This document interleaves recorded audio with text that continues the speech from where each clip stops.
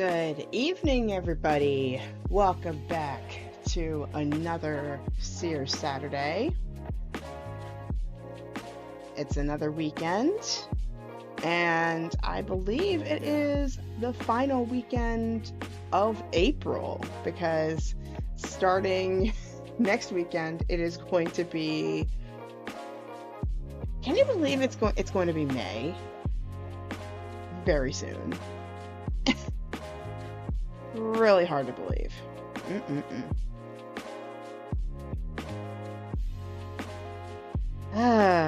But wowee.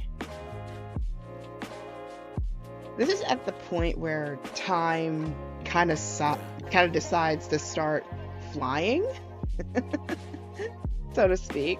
So we're going to take some time today and slow things down a little bit, because I know there's a tendency to feel as if we have to rush. I know especially for the college students out there, the college students and the grad students out there, they're about to get up to finals weeks pretty soon, and then after that for the alums, it's alumni weekend, and we're all prepping for all the stuff going on, and it's just but hopefully we can take this channel today here to take some time to just take a bit of time to slow down very nicely and really take our time and just be present. So yeah, how about we take that moment now together, and just take a bit of a deep breath. We are here. It's the weekend. We're gonna have a good time. It's gonna be good. So yeah, before we even begin with the card pools, there's a few recommendations I'm going to give you, since this next upcoming week is going to be a full moon in Scorpio, as well as a next wheel of the year, which is Beltana. So our next holiday of the wheel of the year. So there's a few things I recommend, maybe especially if you're feeling like things are speeding up. And also right now, for the next 7 years, Uranus is going to be in Gemini. So that's a big shift for a lot of people. So a lot of things are going on. So do yourself a favor. Take some time and give yourself some time to breathe when you can. There's this really nice meditation I did just before the stream by my mentor, Simon Corral. I just linked it. Right up here. Oh, I kept so used to being this way. There we go. So I just linked it right over here. Her channel is called Flourishing Goddess, and she leads you through a meditation to help you get back into a more centered state. It's really nice. Highly recommend it. So give that a try. Secondly, another thing that I recommend is Bailey Varnell. I love her. I love her videos a lot, and she recently posted about Uranus's entry into Gemini. So her video about that, I posted right up here as well. So if you want to look at those. So secondly, look through that, see how that transit may affect you. It's going to go by your rising sign. She doesn't really pin down which system that she uses, but I'm presuming tropical. So using the tropical system, which is basically what most people tend to use unless you're in the Vedic system, really in that case, then just go with that. But I think she most likely uses the tropical system to reference her readings. So go check out that, because in the next 7 years, that transit's going to be happening, and we're only about 24 hours into it, and we're already seeing the difference. So 2 recommendations right there for you to really make this transition a little easier. And thirdly, research some May traditions or May holidays that you can help yourself look forward to. I think it's because I've come across a lot of people in the past few weeks that are not fans of warm weather, interestingly enough. For me, it's the cold weather that kind of makes me want to shut myself in. But I think the one thing that makes it a little easier is to find things to look forward to make it a lot easier on yourself.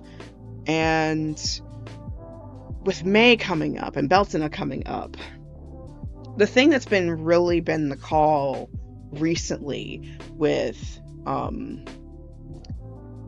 thing that's been the biggest call with this recent holiday is to see things from a space of rebirth. And the biggest thing that I've been wanting to focus on this spring has been what it's like to be having fun in pleasure, having that fun, having that whimsy, knowing what that means for me. Because lately, I feel like adulthood, at least in this modern era, seems to be this having to shove fun in a corner. And if there is fun to be had, it tends to be of let's just say, a purposeful, procreative variety, which there's nothing wrong with that. But I've been feeling this call, and there have been some creators that have been feeling this call to expand the definition a bit more from the stereotypical fertility aspect, in terms of, procreation.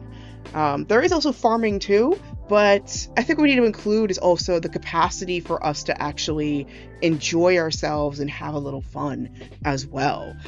Enjoy the whimsy that is part of our lives.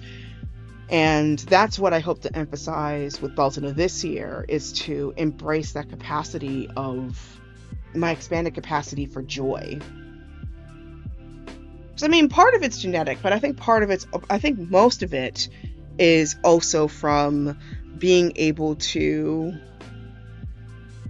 take the time to get to know ourselves and to indulge that part of ourselves sometimes, not get so stuck in just the duty part of it. You know what I mean? So that's my focus for this upcoming season. So a few recommendations you can try out for yourself. If it's not your thing, that's fine too. Feel free to listen to some good music while you're at it, like the stuff I've been playing on Chill Hop. So shout out to Chill Hop for this music here. Speaking of music, tomorrow I'm gonna do, for my Oracle forecast this time, I'm gonna do something a little bit different, and I'm gonna pull a bit more from my Queen Herbie deck.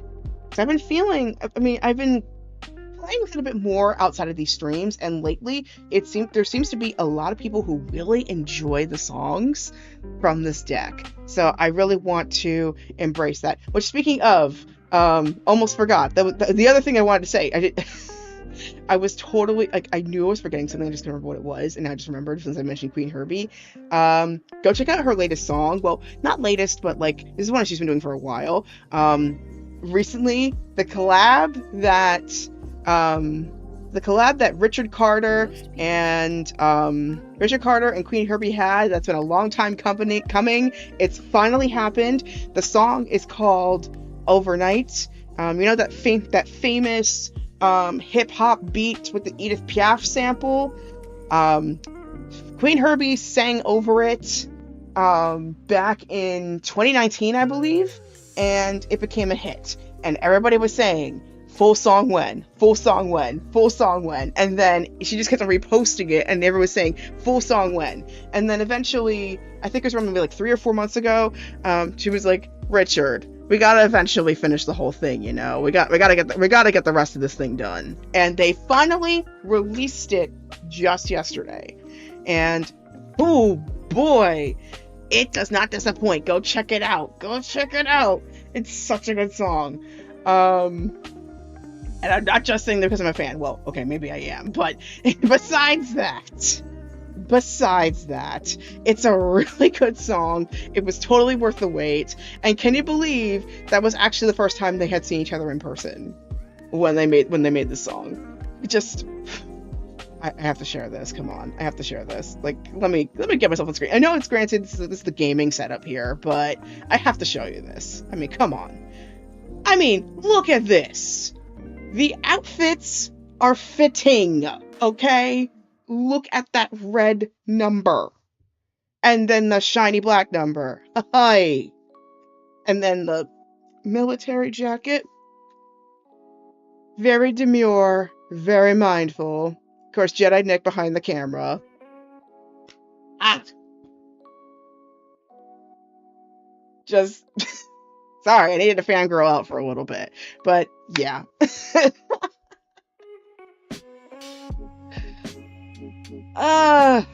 But yeah, really good song. Highly recommend it. Go listen to it. Just Queen Herbie's been super productive lately. At the rate she's going, she might have a second album or EP before the year is out. At the rate she's going, just she's been productive this year. She's bringing back the podcast and then bringing all those episodes back and all that stuff. Speaking of productivity, I have been streaming pretty much every day since, I want to say Wednesday. So this is day 4, and tomorrow I'll make it day 5. Really hard to believe. And I'm gonna be streaming every day for the next 10 days, to fundraise for my trip to Japan. So I've got 16 days left on this campaign to fundraise for the trip. I have created some special tiers for readings that you can do. And the goal is to save it to 1,000, which will help towards study abroad expenses. So far, I have gotten 2% of my goal, and I'm hoping to increase a bit more as time goes on. In terms of ways you can help out with the campaign, you can continue tuning in to the channel as usual. At least here on Twitch, I have ad revenue benefits, so I can at least make a little bit off of that. If you have Turbo, I still get a kickback too, so that totally works. Then I also have the ability to accept donations via Coffee or via Twitch through bits. Coffee, it's a bit more guaranteed, and it will show up on the goal. It will show up on the goal page, so there's that, which is pretty nice. Or you can purchase the campaign tiered items, which you could see on the right side of your screen on my coffee shop, coffee.com/Tonders, ko-fi.com/Tonders. I am willing to go a custom order or even a discount code if even these prices are a bit much. These are the prices just enough that I can, like, even if I don't sell all of them, I could still make my goal. So that's all it's there to do. And the shop purchases, heads up, will not count towards the counter, so I'm gonna have to update it manually. But yeah, even just a drop in the bucket always helps. So yeah, wanted to get all those messages out of the way, a little bit of the information out of the way. Hopefully y'all find that pretty entertaining and all that stuff. But let's bring in a little bit of that whimsy into the space here. I got a little bit of sweetgrass courtesy of the Wendy Wanape powwow here. I feel like a little bit of cheer will be very necessary for tonight's session, so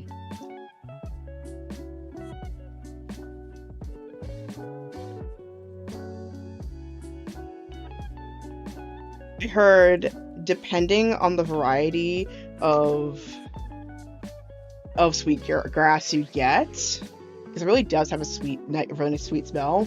But depending on the breed, it could smell like sometimes it could smell like breakfast cereal. Like I heard for some people, it smells like Fruit Loops. which I could totally see that. I could totally smell that. Smell some of that Fruit Loop energy, very citrusy energy. And then use a little bit on your hair too. It's like it's supposed to honor the energy and the hair of the earth. Because I mean, sweetgrass is often nicknamed like the Earth Mother's hair because that's why it's braided. So, all right. So we will go ahead and get started with the reading. Hair of the Earth is very critical energy. Yes, it is. Yeah, I always liked the concept of an Earth Mother. I mean, the Greeks call it Gaia. The Latin Americans they call it Pachamama. Here in the United States and basically in the Americas, they call it Mother Earth. Other aspects, flora,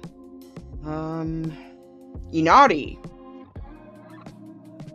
Izanami, Izanagi. Well, getting more creative myths here. At least in, like, for the indigenous peoples of Australia and New Zealand, they call it the Dream Plane.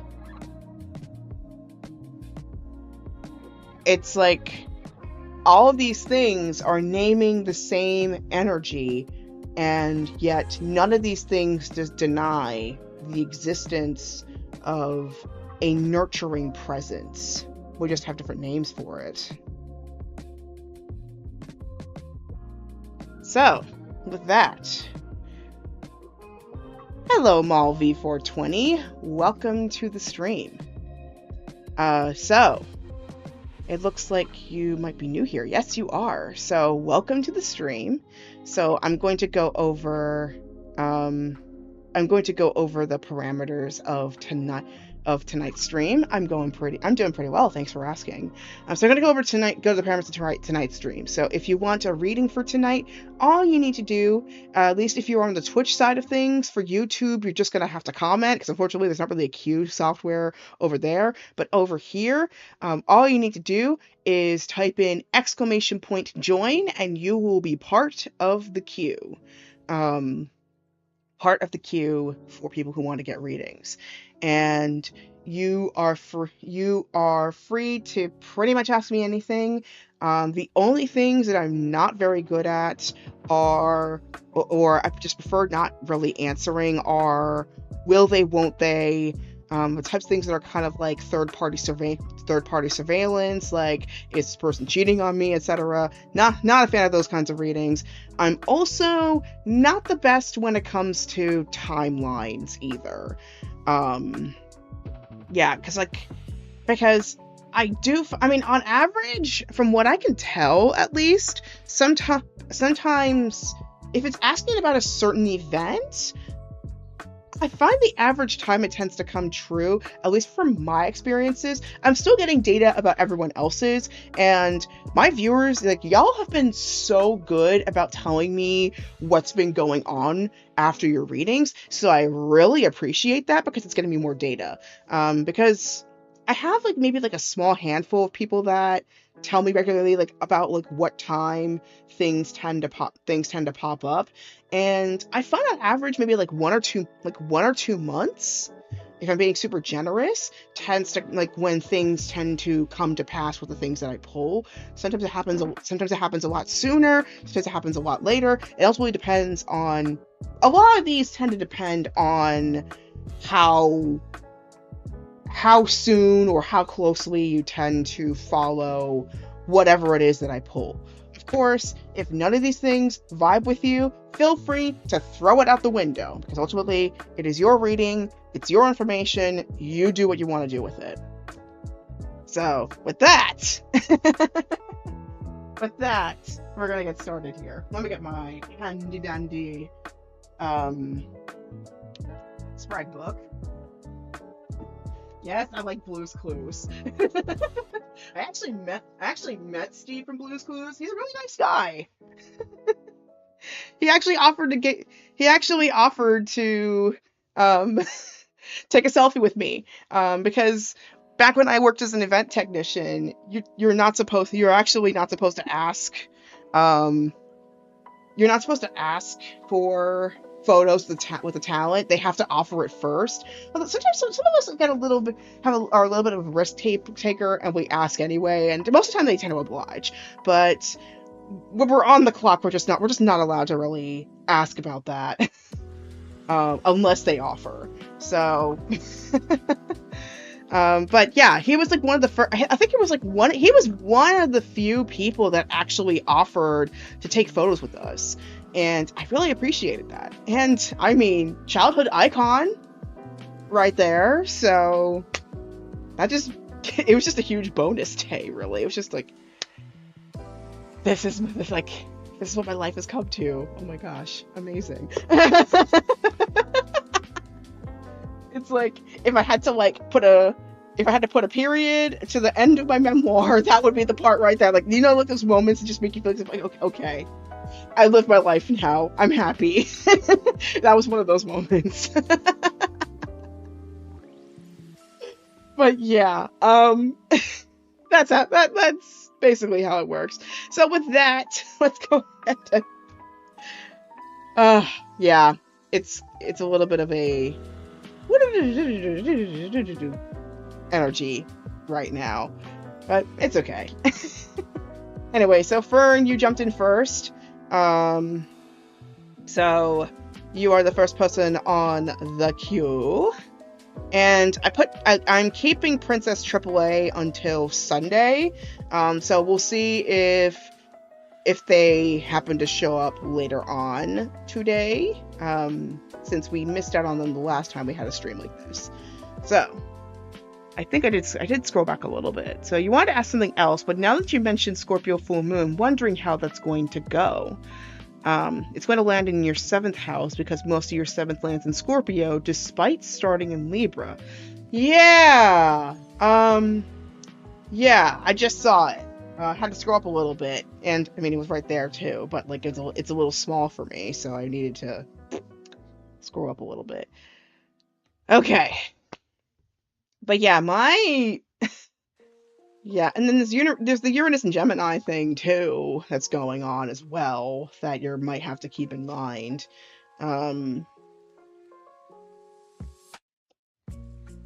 But yeah, I can totally look into things that you can think about during this Scorpio full moon coming up.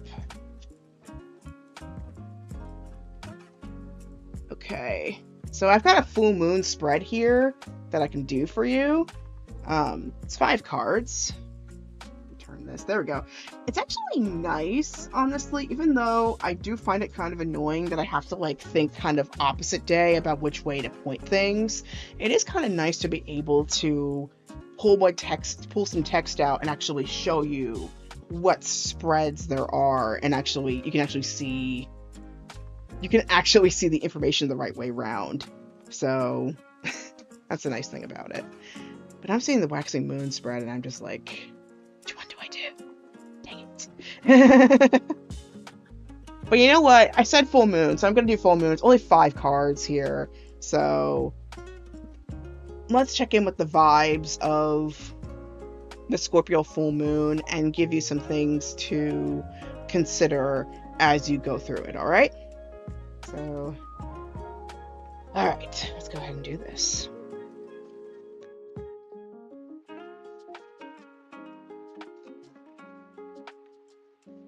How's everyone's weekend so far?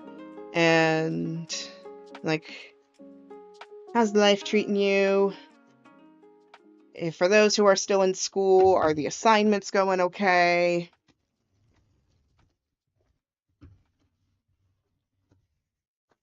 I've been out of school for about 3 years. Only a year if you include me working in a school environment. But it's like, I left the school, but the school hasn't left me. The school has not left me at all whatsoever. Tough as hell, but hey, I'm used to it. Yeah.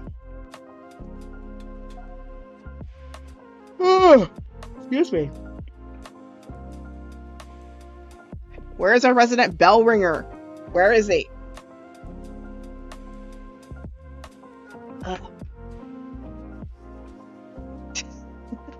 Y'all know who I'm talking about, right?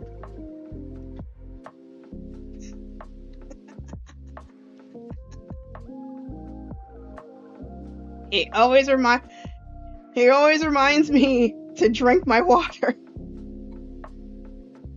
I'm trying to see if I can bring him in without even mentioning his name once.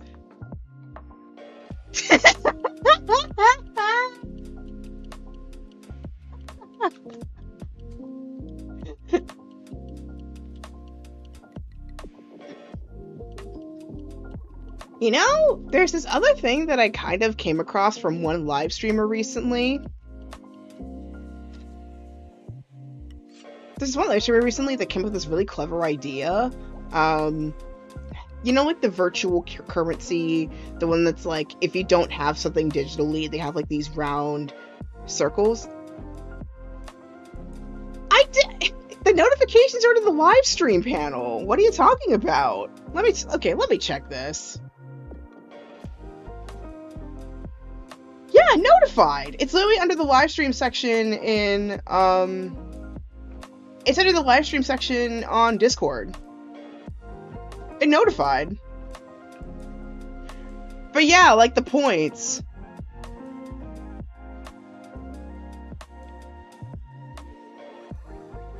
No pin? It's not a pin. It's like, it's under the live stream section. It'll pop up.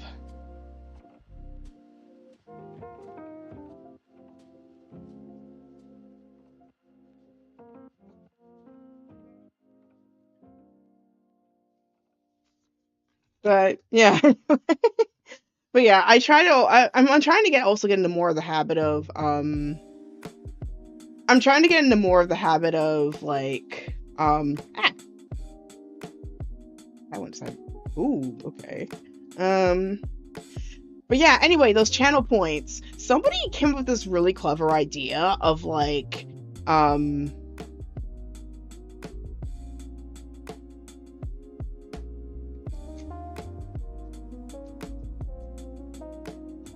yeah, but I know some people get really annoyed by that, so that's why I put the live stream tab.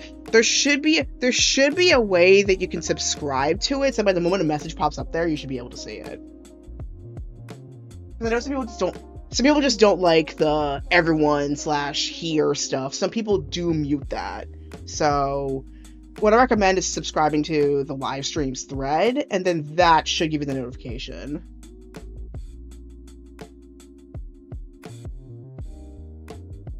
I mean, I don't do it too often, but I still like to maintain people's, like, consistency at least, and just keep it to the live stream tab, because some people actually do mute the here or everyone tab, despite it being there, so... But, yeah, hello, Cal. But...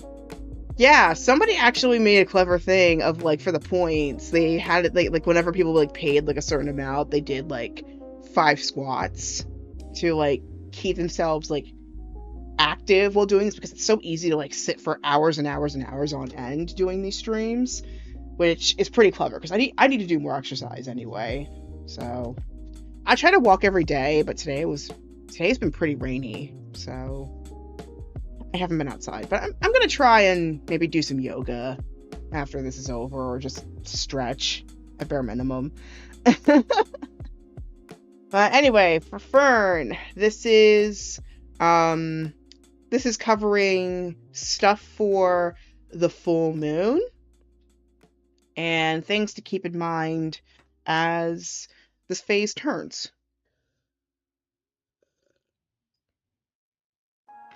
Okay. So, right off the bat, I was like midway through pulling for the spread, and then, excuse me, and I pull, like, Nine of Swords jumped out. And usually when Nine of Swords decides to jump out, it usually means, like, at least for me, when I come across this, there's a lot of stuff coming up in your mind, maybe ancient worries or experiences, traumas, emotional damage. Just small thing, like just those things that kind of build up over time. But simultaneously, there's also, it's kind of like Pandora's box, because if you notice, at least with this version of the Nine of Swords, there's one, with the abundance of crows here, there's one white bird that acts like a shield, like a buffer, like a reminder that even if it feels like these thoughts or these experiences are going too far, there's still that one thing that can help you to start turning things back around. So it's not all lost. Like, everything's not lost. So it's like an important opportunity to focus on the things that have turned around and the things that are going well, as well as honoring the challenges that you've faced up until this point. Yeah, a meditative experience once where you visualize opening the Pandora's box, actually letting the shadows watch over you. Interesting you should mention it. That is interesting. Yeah, that is so fascinating. So yeah, it just jumped out right from the bat. And you're not the first person that I pulled this for too, so it's kind of interesting. I think it's like there's a lot of people that have been having a lot of things really come up lately, which, considering that Uranus recently switched signs and it's going to be sticking to this sign for the next 7 years. The biggest thing with Uranus as a planet, it's very much about rebellion and upsetting paradigms. Upsetting paradigms that just don't work anymore.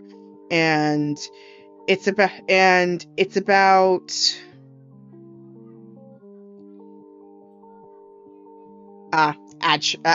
temple. Sorry about that.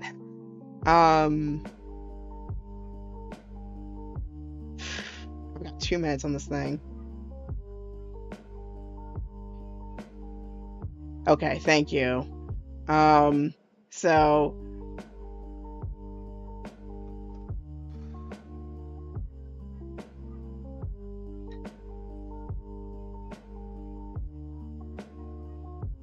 gonna do this.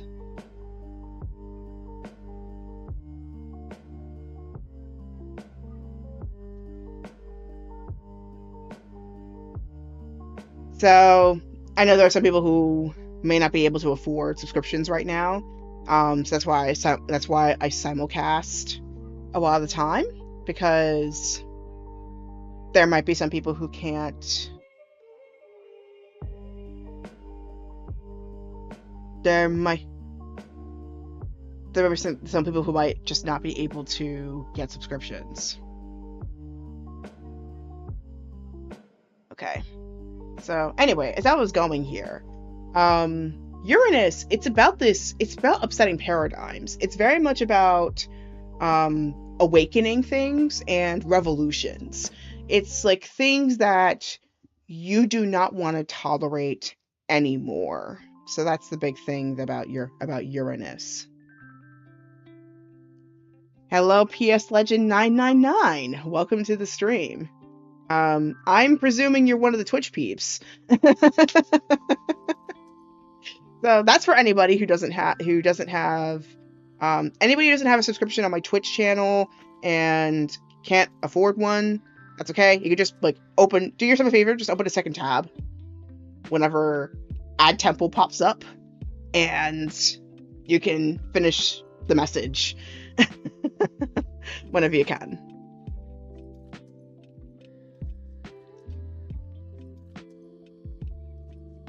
Okay, awesome. I can see where I left off. Hey, Fern. All right. PS Legend 999. That's a cool name. Anyway, so as I was saying earlier, to continue on with the message, for those who are not subbed, huge apologies for the huge skip in message. Uranus is about innovation as well as revolution. So it's basically about upsetting paradigms, and it's very much about upsetting paradigms and shifting things that no longer work. In this case, at this point, tolerance is not going to work anymore. Tolerance is not going to work anymore. You just need to allow yourself to make the changes that you need to make. And trust that it is for your best interests at heart. So that's what Uranus in Gemini in particular is calling for. And Gemini especially, it's a pretty good sign, at least to use, to see multiple angles of one experience or one issue. And that's why earlier I recommended checking out Bailey Varnell's video, because then you could see which house Gemini is going to hit for the next 7 years. And yeah, it hits a pretty interesting place for me, at least, for sure. Anyway, let's go ahead and get to the spread itself, and we will proceed with the reading as per usual. So the first card is about the question or situation of the thing you're asking for as it is now. So present energy, present time. And we got the Lovers. So, okay, it's going to hit your third. I admit I don't have astrology houses memorized, so you're going to have to forgive me on that front. But thankfully, I have so many reference images that I can easily use for stuff like this. So, okay, one moment here. So, third house, that affects your mindset, your learning style, interaction with siblings, communication, basically like your mental world, as well as your social life, and even sometimes like how you think about or how you experience your early life or early education. So yeah, third house is a very interesting house to work with, for sure. Feels very nebulous at first, but slowly you kind of figure out like, okay, this is how my brain works.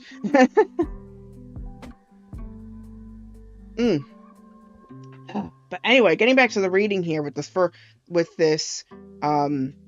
first card here, we got the Lovers.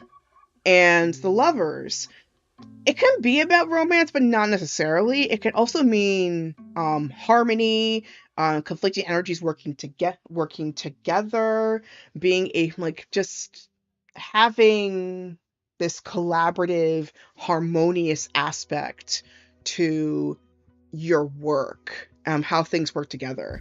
And interestingly, when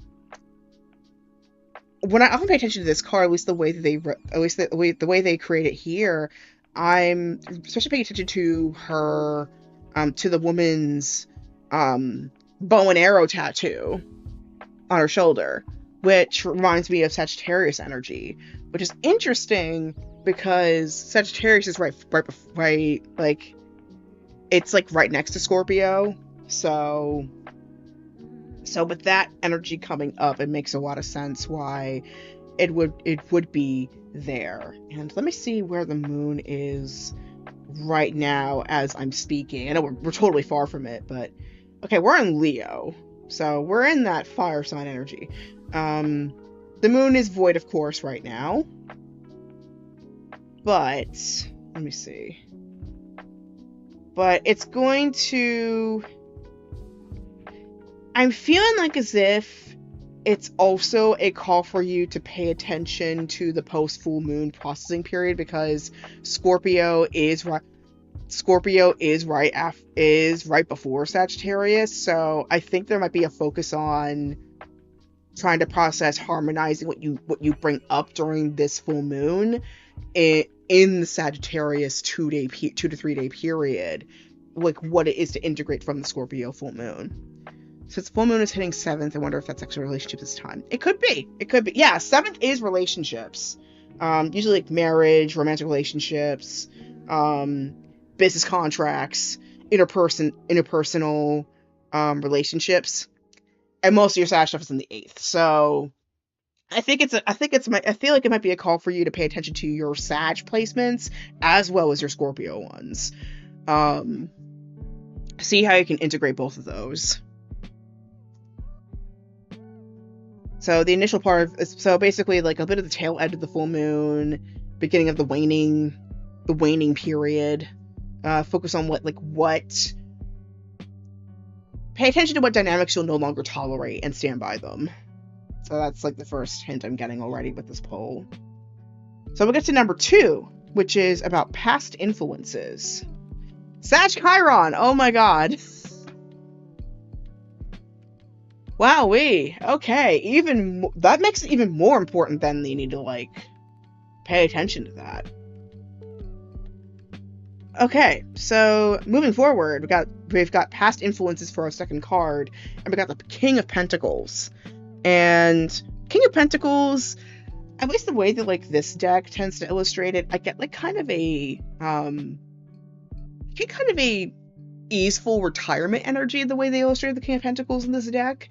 And in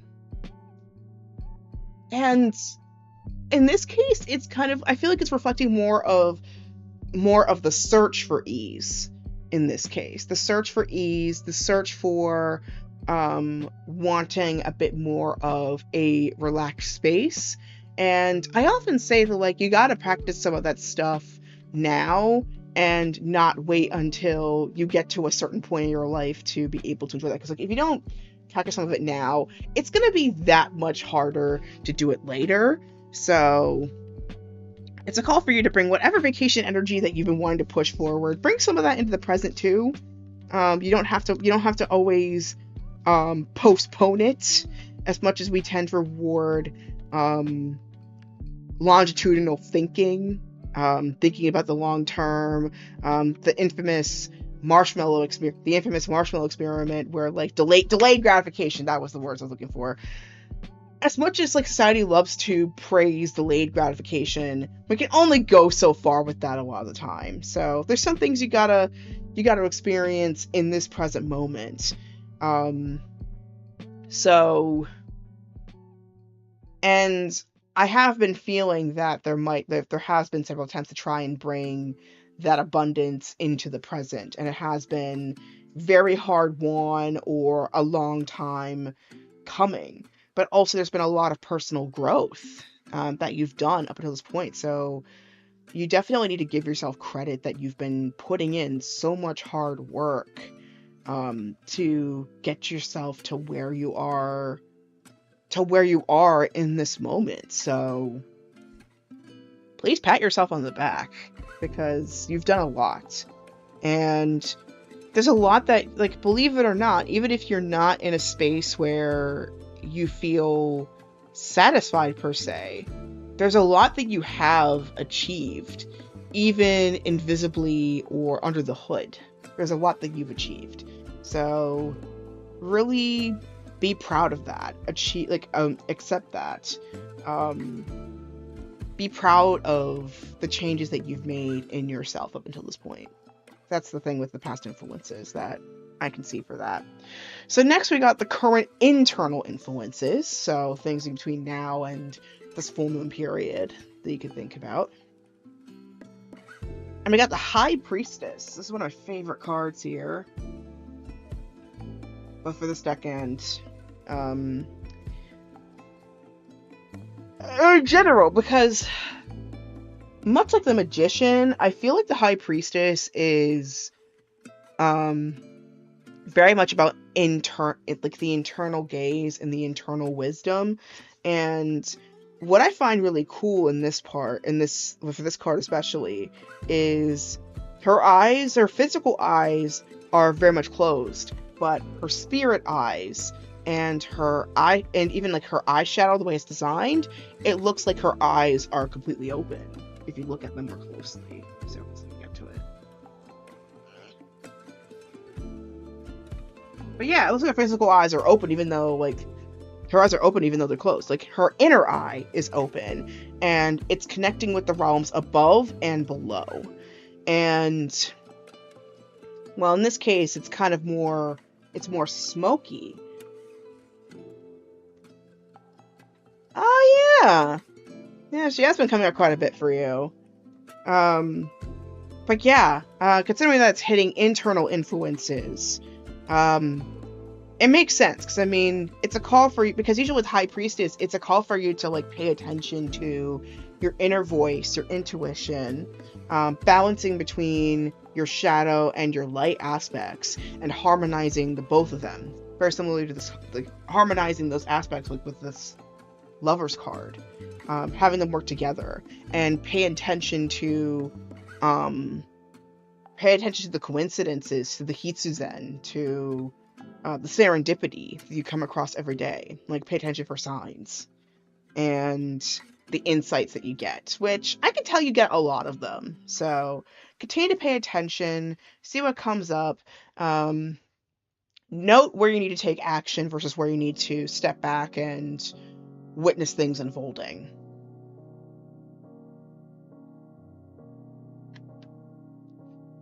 Okay, so fourth is external influences. So what on the outside we need to look at. And we got the Eight of Cups, which given the Uranus placement and also like what's asking us to do, and also even the nature of Scorpio, when you think about it, there are things that you are going to have to shed and walk away, and some of it's going to need, it might require a bit of a warning sting of like, hey, back off. But it's also a call for you to start letting go of the things that they're just not working or serving you, and washing away anything that feels stuck or stagnant, and pursuing something new. It's also important that you pay attention to your energy, and making sure the walking away is not an abandonment of a sense of yourself, or you're doing this out of disappointment of things that have emerged, but more so about this is what is needed for me to move forward. At this point, I feel like everything is an illusion. I'm letting go of everything. Yeah, understandable. And you also have to be careful as well, because we ultimately did incarnate as this physical being in this moment. So there's some things that you still do have to hang on to, at least like some of the small practical things you got to hang on to, or like the commonsensical things you got to hang on to. But yeah, for the most part, whatever elusive or illusory things that are just not working, it is a time to start letting them go, like other things that are just not working. Of course, still be respectful of the cosmic laws that we have here in this space, but then also allow yourself to move forward into the spaces where you can make the progress that you need to make. Hopefully making sense. Sometimes I feel like I'm speaking like round and round and round and round and round and round and round and round sometimes. But anyway, finally for the fifth one, bit of guidance and advice for the coming season, which I've already told a lot already. I don't know how much more I can really say, but let's see what this final card is. Okay, so we got the Nine of Pentacles. Whew, okay. So, Nine of Pentacles. This is the time for you to start harvesting the juice that you've gotten from life. Because again, like the King of Pentacles has said, you have done so much work to support and improve yourself, and you need to get the fruits of your labor. And it's important that you honor that. And so harvest the juice, harvest the fruits that you have been cultivating for yourself until this point, and enjoy the fulfillment of that. and because you have achieved so much to be able to have this inner peace.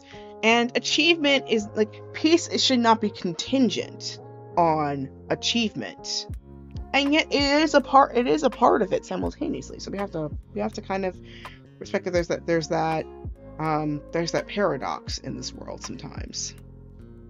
Definitely feel like it's your Nine of Pentacles era. Awesome. And it's kind of interesting as well because I pulled the Nine of Swords earlier. It jumped out, and then we're finishing off with the Nine of Pentacles. So clearly there has been already a conversion of the crows into doves, so to speak, or like the turning of the tide, that some of those clouds are going to start to clear away here. So the biggest thing that I can really say is whatever you've been working to manifest up until this point, relish in the rewards that you have managed to provide for yourself. And remember, most importantly, that you have that freedom, and it's internal. Like, it's never going to be away from you. Whatever's meant for you will always find a way to show up. And I think especially with the bird of prey in the corner, it's like, it's a reminder that like this freedom is inherent. No one can take it away from you. So enjoy the fruits of your labor and allow yourself to let go of the thoughts that have not been serving you very well. So that's what I got for you, Fern. Thank you so much for tuning in. Y'all have been such amazing regulars, and I appreciate you. So but yeah, enjoy that Nine of Pentacles era, my friend. You deserve it.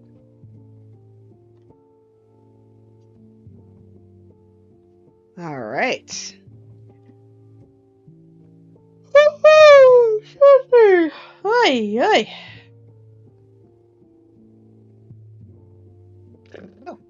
Okay.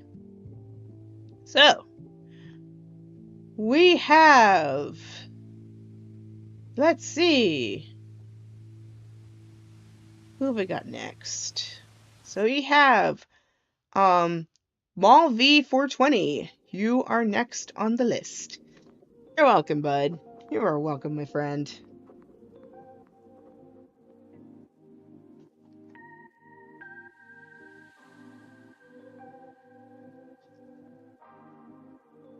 Yeah, and Sugar Plums, you were right after. So Mall V 420.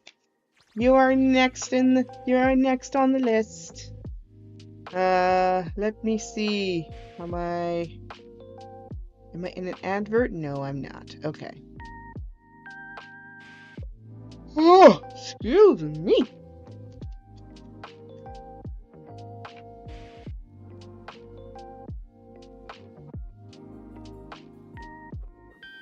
Oh, Malvi left. Let me double check.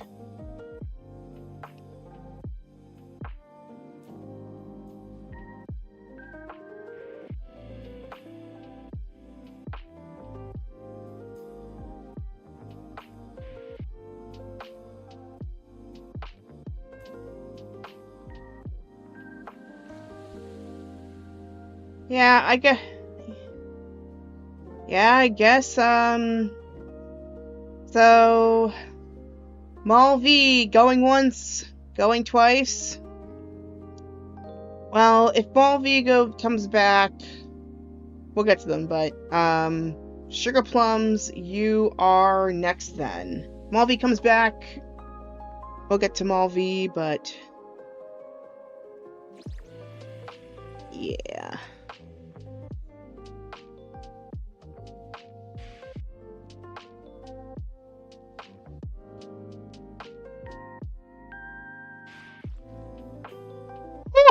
Excuse me.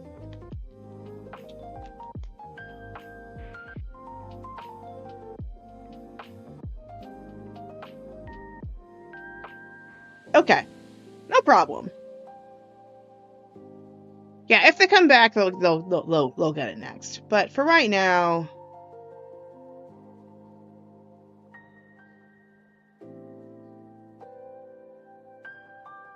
since they're out,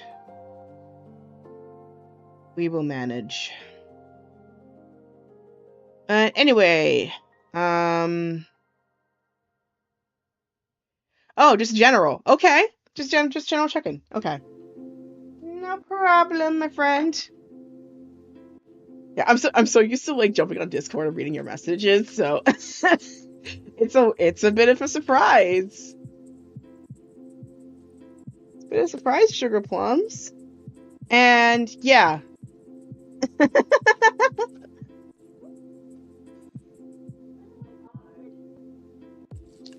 All right.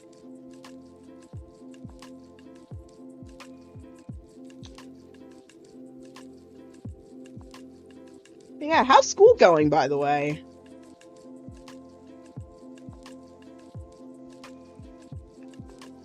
I don't know how semesters happen down south.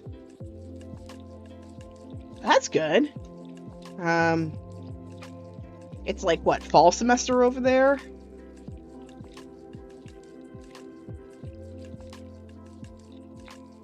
Ah, nice. I love it when that like when exams like when just everything just decides to work. It's really nice. Ride that wave, my friend. Yeah, I can remember some of the seasons at least, even though I've been in the north most of the time. I think I've only been like the closest down south I've been has been Costa Rica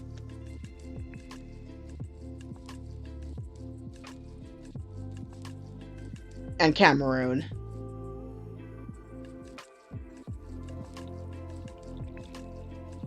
Now I have to now I have to double check. Now I have to check something. It's like how far south of the equator have I gone?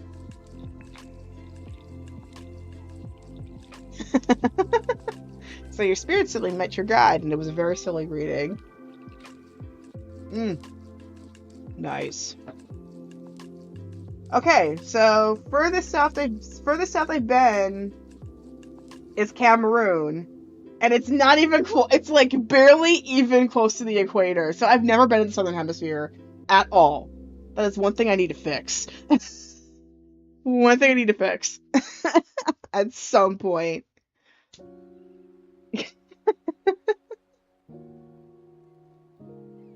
Um, but yeah, sugar plums. So I got 3 cards for you. I didn't really pull for like a spread or anything, but it's just like a general vibe here. So let's see what we got. One jumped like whoop, like when I was shuffling. So let's see what we got. Ooh, I love this. Okay, so we got the Magician for our first card here. I like this interpretation of the Magician because it has this nice, really big infinity symbol, and the best way I can describe the Magician, it's kind of like the avatar of the tarot, where it's a master of the 4 elements, and it's able to manipulate the world to its own design. And it's a reminder that you are a co-creator of this reality, and what you need to do is take your time to know the parameters of what that co-creation can look like, and you have skills and resources ready and waiting for you to use them. And like I said earlier, whatever's meant for you will not pass you by. So use your gifts to pave the way or bring it closer to you, or just help have things meet in the middle as well. And what we often see and experience, it's one of infinite possibilities. What I pull here even is one of infinite possibilities. So whatever you want to do with those possibilities, you have the power, you have the magic. And remember what Queen Herbie says in this beautiful bag of hers. You are the magic. You are the person that you're looking for. All I am, in some ways, is one of several dimensional reflections of that. So that's one part of it. That's just the first card. Got two more here. That's what we got. Ooh, okay. The Empress. So clearly, you are in like your creative, like your fertile creative era. From what I'm feeling with this, like you're in creativity mode. From what I'm feeling with this, if you're not in creativity mode, you certainly are going to be very, very soon. And okay, this is really funny. So typically with this card, it also means the divine feminine, as well as abundance and empathy and unification of like all aspects of oneself. And the funniest thing is that the meditation that I did, the one that I posted a little bit earlier in the chat, if y'all want to see it, the thing that it especially focuses on, and I think anybody regardless of gender needs to do this, her focus is on tapping back into divine feminine energy. And she works especially with like the archetypes of goddesses. And I feel like as well, it's very much a call for you to reconnect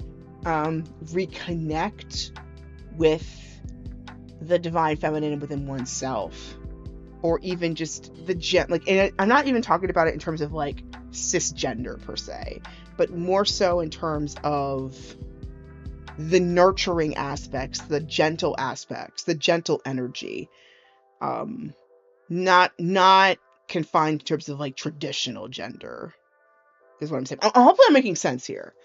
And when I see this card as well, the way they designed it, it's kind of it feels like another infinity in a way. But I think of the saying that, let's say, like, shoot for the moon, even if you miss, you'll land among the stars. That's what I get with this card. Like, you're just, regardless of what you aim for, have faith that you will be supported and nurtured through whatever path that you decide to go down. That the universe literally and metaphorically has your back.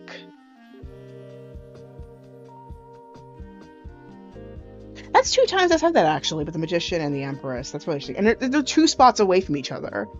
Oh gosh, this is so funny. If the Hierophant happens to pop up here, I will be laughing my butt off, but I doubt it. But let's see. Okay, so 8 of Cups decides to take another visit. I don't know what it is. This is the third time this has popped up in recent readings that I've done. What is this? Okay. Legit, I was saying that yourself, getting back to your natural side, or your nature side. Yeah, nature is power. Go see some trees. I mean, literally, like, not that long ago, I was talking with some of my friends about, we were talking about senses in particular, and oftentimes whatever sense that needs extra support, the first thing that people tend to talk about is a natural phenomenon, be it pets or more often trees. Like, trees are often the most common point of conversation. Like, let's say, like, prescription glasses. I actually have some here. Prescription glasses. I don't really use them too often, other than like maybe like super detailed work, but prescription glasses, and all of a sudden they see like the sharpness of the details of leaves on the tree, or somebody gets hearing aids, for example. Hello!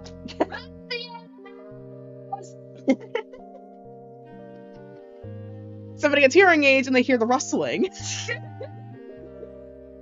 And then the whole world is one giant parody of what's this? There's magic in the air from The Nightmare Before Christmas. Yeah. So somebody gets hearing aids and they hear the rustling of the trees. So like, it's sorry about that. I didn't anticipate that. Sorry for the headphone users. I did not anticipate that at all. For once, he was in the room, so.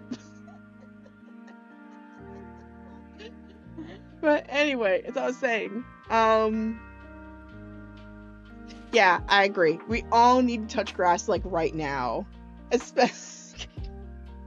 I know you're joking, but still, I get like I used to be like on radio. I felt like you lose it, but I was a bit scared, but realized it's another loss, you know? Last year in October, I felt so powerful. I want to get back into that feeling, but mainly like feeling unstoppable. I do, but recently I was a bit worried that I won't find a job soon. I'm currently doing something really cool, and you write about a creative idea. Bro! My instincts are really interesting sometimes. So yeah. What I recommend, and I'm actually in the middle of working on this as well, is I make matcha lattes. That is hilarious, Kel. That is hilarious. I love that. We are here for the matcha lattes. But anyway, yeah, what I recommend, which is what I'm actually in the middle of working on this as well, is creating a symbol, be it a sigil or a picture or something like that. Creating something that can help you remember what that energy felt like.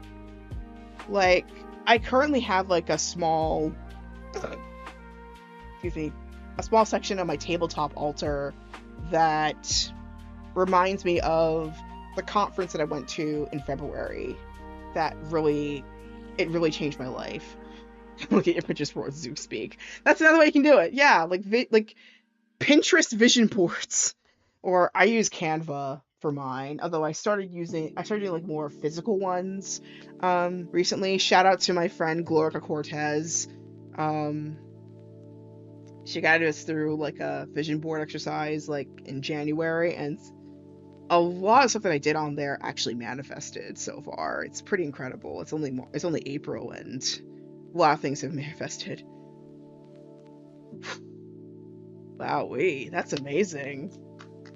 Oh, sugar plums. Yes. But yeah, tapping into the power of nature, even if it's just metaphorical, is very, very important. I mean, these things are here. They are here for a reason.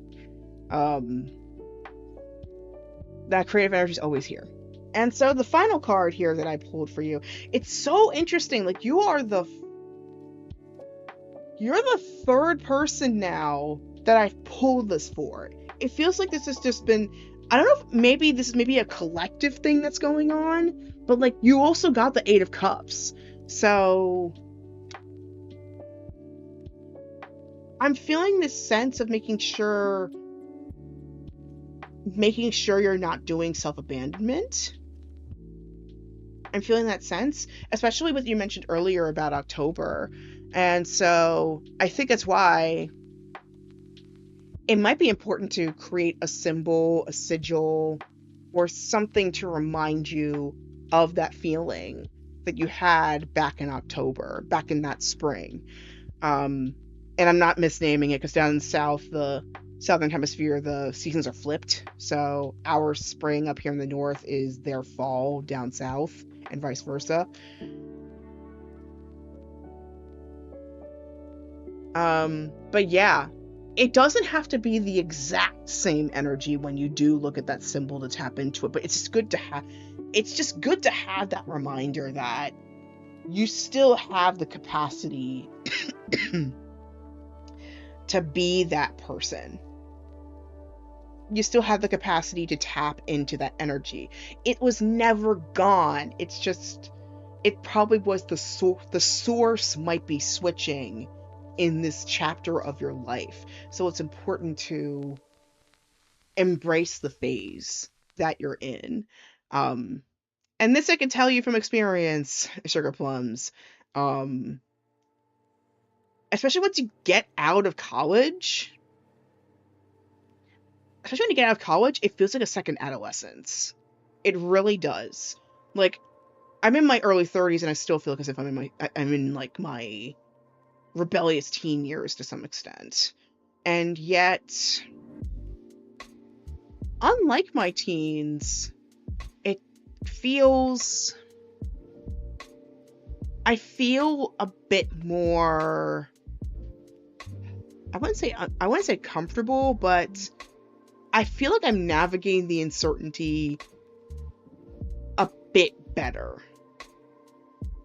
I feel like you evolved, but now it's like, oh gosh, this feels new. And I'm feeling something new, but sometimes the feeling of what if this doesn't work out? Here's a little counter argument, my friend. What if it does? What if it all works out? I bought this magnet during Ostara last year that I keep it on my altar actually. As a reminder of like, what if it does? It's like that there's always that one passing thought where it's like, what if it doesn't work out? Dang, what if it doesn't work out? And then I have to like basically force myself to remember, wait, what if it does? What if it does? And so far, at least this year, it's been kind of coming to pass that way.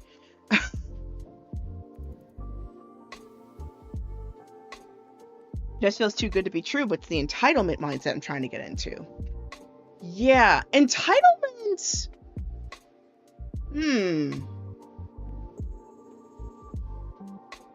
Entitlement's an interesting way to put it.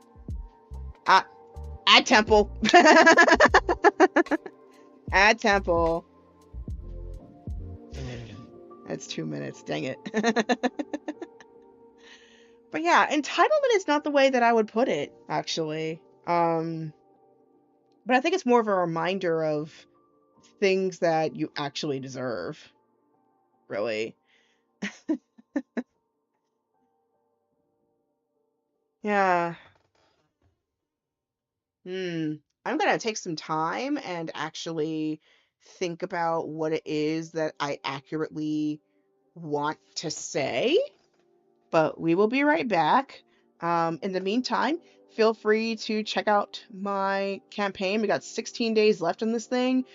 So far we haven't had any sales just yet, but we will get them very, very soon. I hope. I am really, really, really. I've got some hope. Because and as Jyn Erso said in the famous film Rogue One, rebellions are built on hope. So I'll be right back while the ad break is going. I'm going to get myself a little bit of extra water here because I'm down to the bottom with this one. And I'll be back and I will explain further what I was about to say to Sugar Plums. And then we will get to our to our next person. So stay tuned, everybody. We'll be back.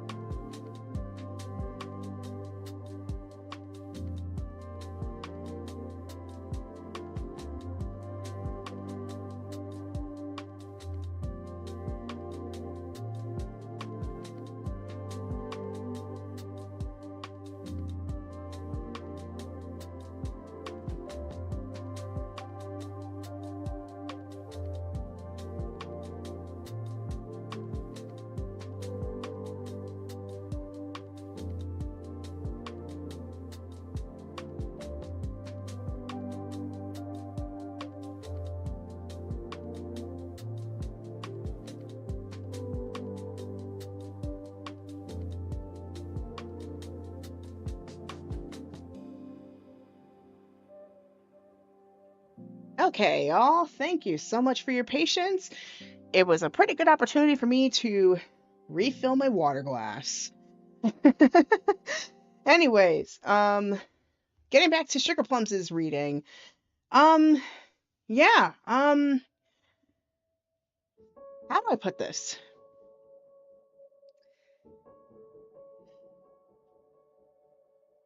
Entitlement has double meaning, right? But in terms of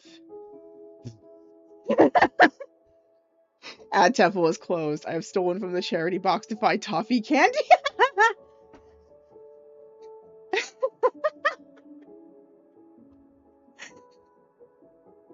I love this. I'm gonna keep this bit going for as long as it takes.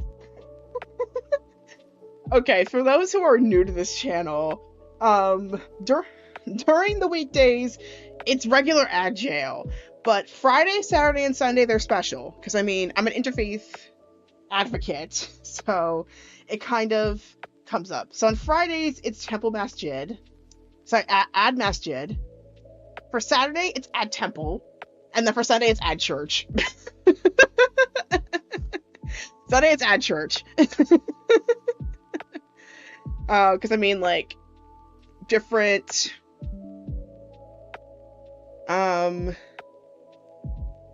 because like different like houses of faith or different like faiths have what their have different concepts of what their official rest day is, so to speak, or the Sabbath is. Some people say it's Friday, some people say it's Saturday, some people say it's Sunday.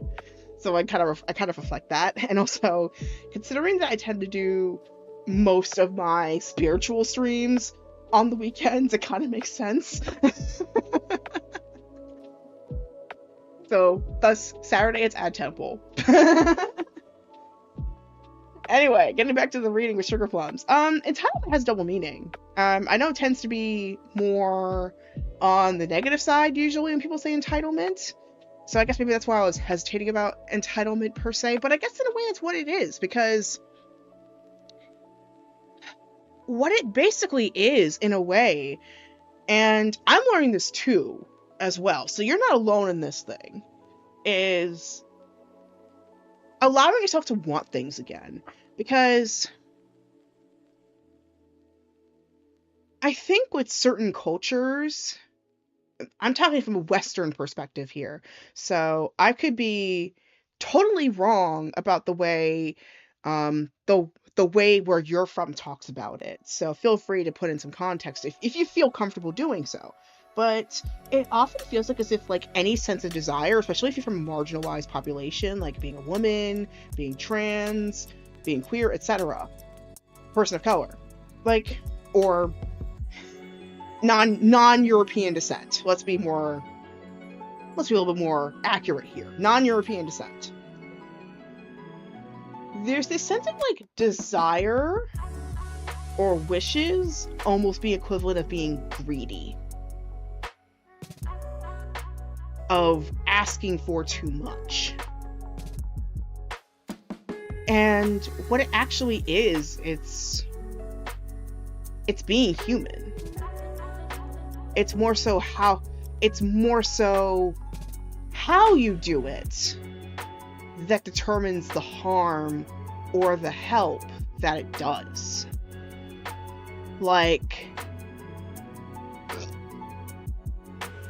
there might be some things that you do that you kind of do it because it helps you put a bit of an order to how you do things, or it helps you more easily function. For example, Runcie and her lattes every morning. She loves doing them, and also she needs them to function too. So there's that. So there's that example. For me, these streams have been such a huge part of my routine that I feel very comfortable and very proud of. And I've almost started to treat it like as if it's been, I wouldn't call it a job per se, because I mean, it really isn't. But at least not right now. But I have my usual things where I often start, like, I always, like, before I even do these spreads, I always start with like something to like help us center ourselves, because I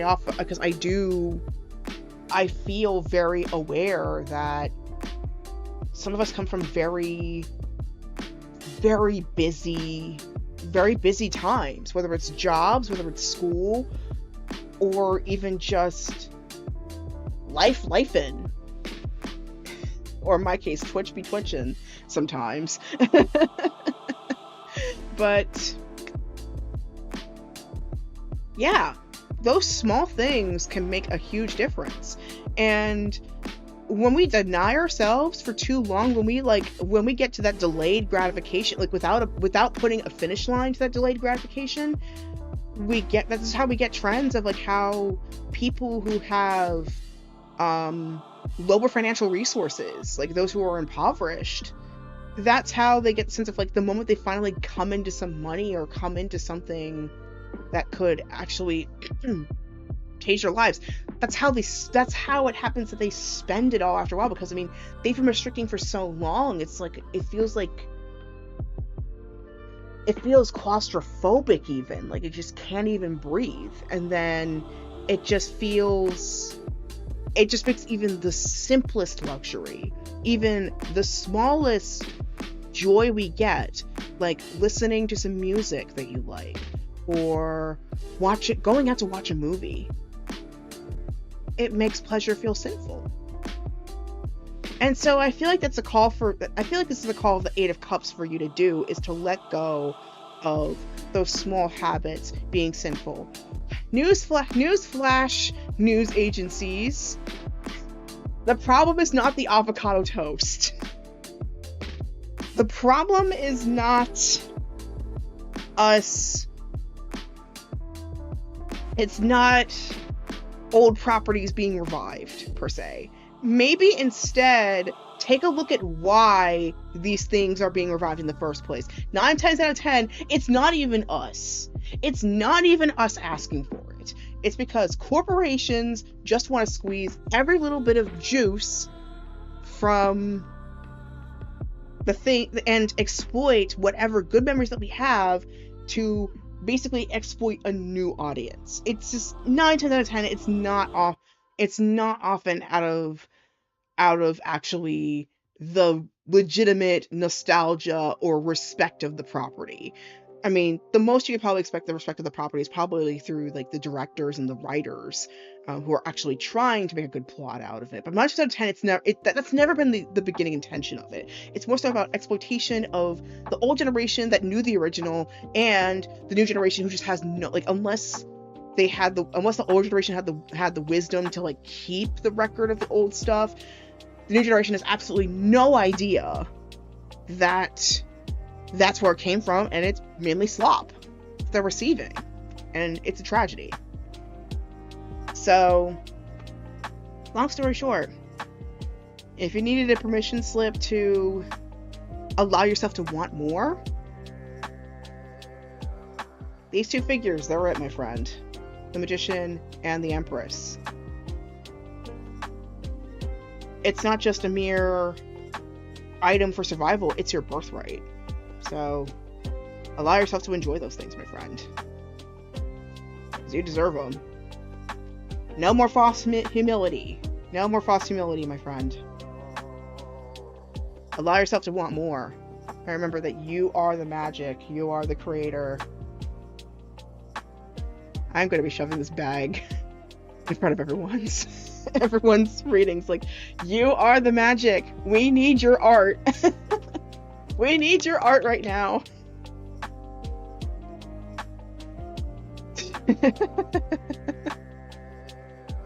I am so glad. Yeah, this is my equivalent of preaching until I get my own pulpit. Until I get my own literal physical pulpit. I know a lot of people have been saying, like, why didn't you start a church right after graduating?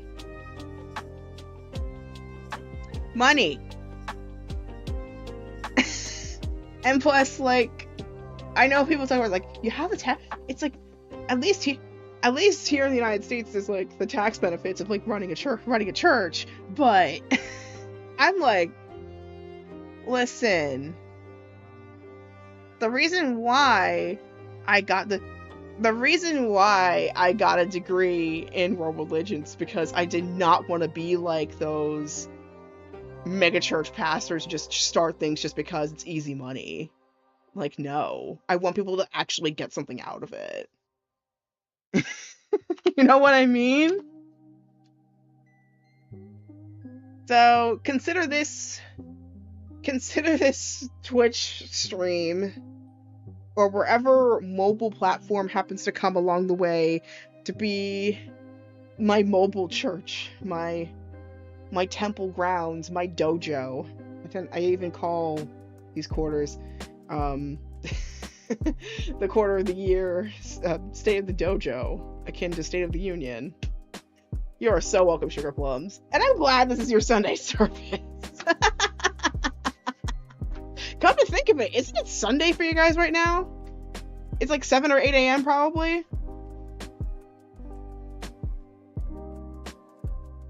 Hey! I know my time zones! Let's go! Okay, it's 3 a.m. Okay, I was a little off, but...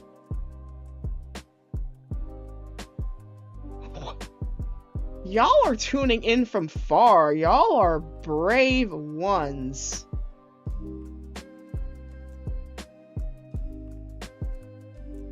Oh, and never hear Mr. Streams is because my father's forced me to go out to church. That is hilarious. That is so hilarious. Y'all, I appreciate you. I really appreciate you. Thank you so much. Wow. Y'all tune in from afar. Literal ad church.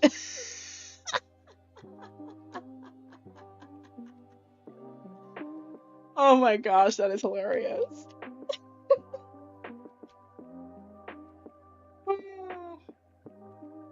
This is all I wanted from this. I love this community. Like, I love the community that we're building up here. We're about to get on our way to become pretty soon a pretty small village at the rate we're going. Yeah, I love you guys so much. Anyway, Kel, you are the next person in line. Thank you so much for tuning in, Sugar Plums. That was like one of the simplest pulls I have done for you because I'm so used to yeah, I did check out Militaro. I have followed her to get the next notification of when her next pool is going to be. Unfortunately, I finished right when she went offline, so I wasn't able to raid her.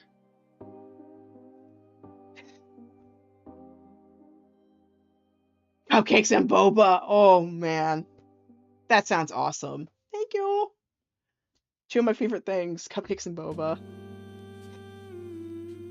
Yeah. Speaking of wanting things, I'm starting to slowly starting to get used to actually asking for things again. I stopped doing that. I stopped doing that like the moment I turned 30. And that's why I went to there he is. There's our resident bell ringer.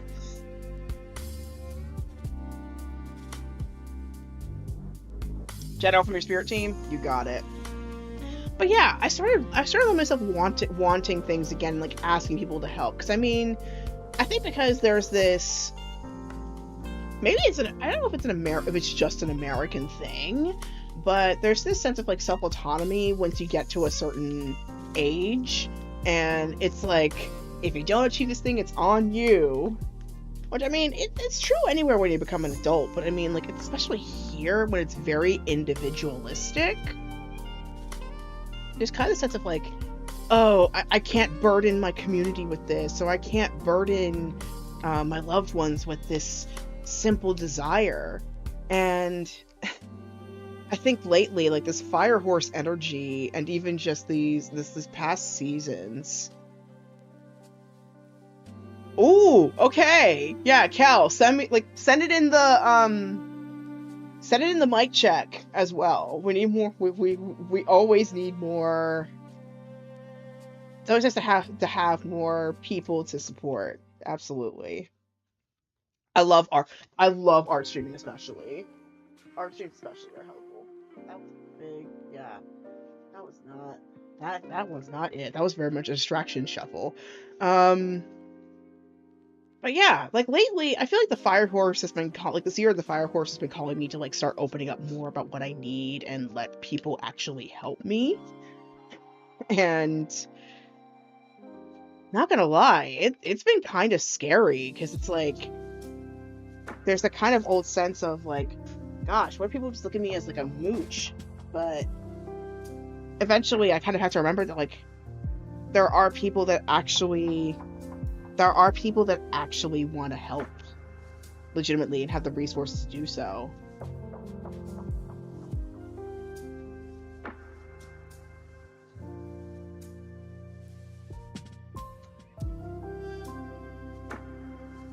Okay. So, if y'all have been feeling that sense, you are not alone, okay? You are not alone because I think I think now I'm starting to feel this now. The reason why the Eight of Cups has been popping up so much with us lately is because I think we're starting to throw away this sense of having to do it all. We can have it all, whatever our definition of having it all means.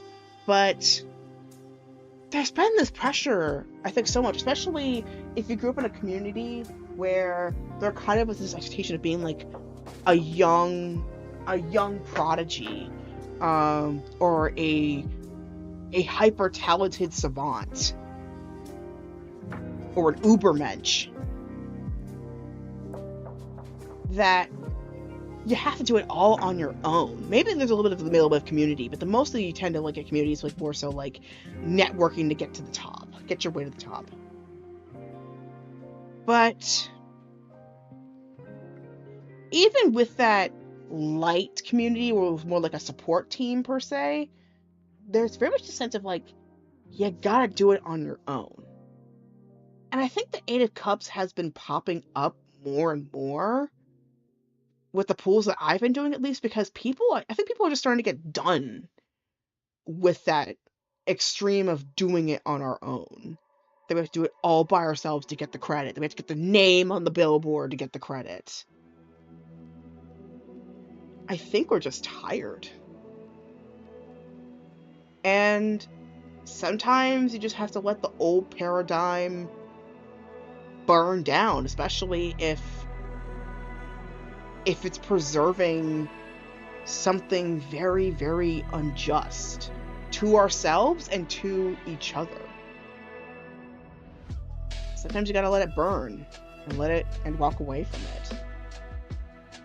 And so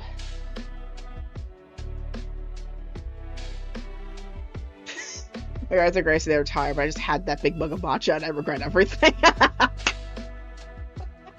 Oh god. I'm so sorry, Cal. But yeah, I think it's just like I feel like the Eight of Cups coming up is like, it's been a call. If it's coming up as a general collective thing, I think it's a call for us to finally let go of the pressure of having to do it all. We still have our individual gifts and talents and beauty and thoughts and feelings that we can still honor in ourselves, our individual beauty and our individual unique magic, gifts, and talents. And yet also remember that, like, we have tons of other individuals with gifts and talents of their own too, and dreams of their own, and we don't have to step on each other. We can actually build each other up, help each other up the mountain. And together, we work so much better helping each other. That's what I see. We finally can work together. We don't have to endorse the dog eat dog world that everyone says it is. I think that's a construction. I think that part's a construction. Sorry, I didn't mean to get so emotional, but I just really feel that. I really feel that. And I think a lot of people now are starting to finally figure this out. I hate that it got to the point of just some ridiculous conflicts around the globe to get that. Free all oppressed peoples, free Palestine. There, I said it. Free Palestine, free Sudan, free Congo. Free everyone who has been oppressed in any way, shape, or form.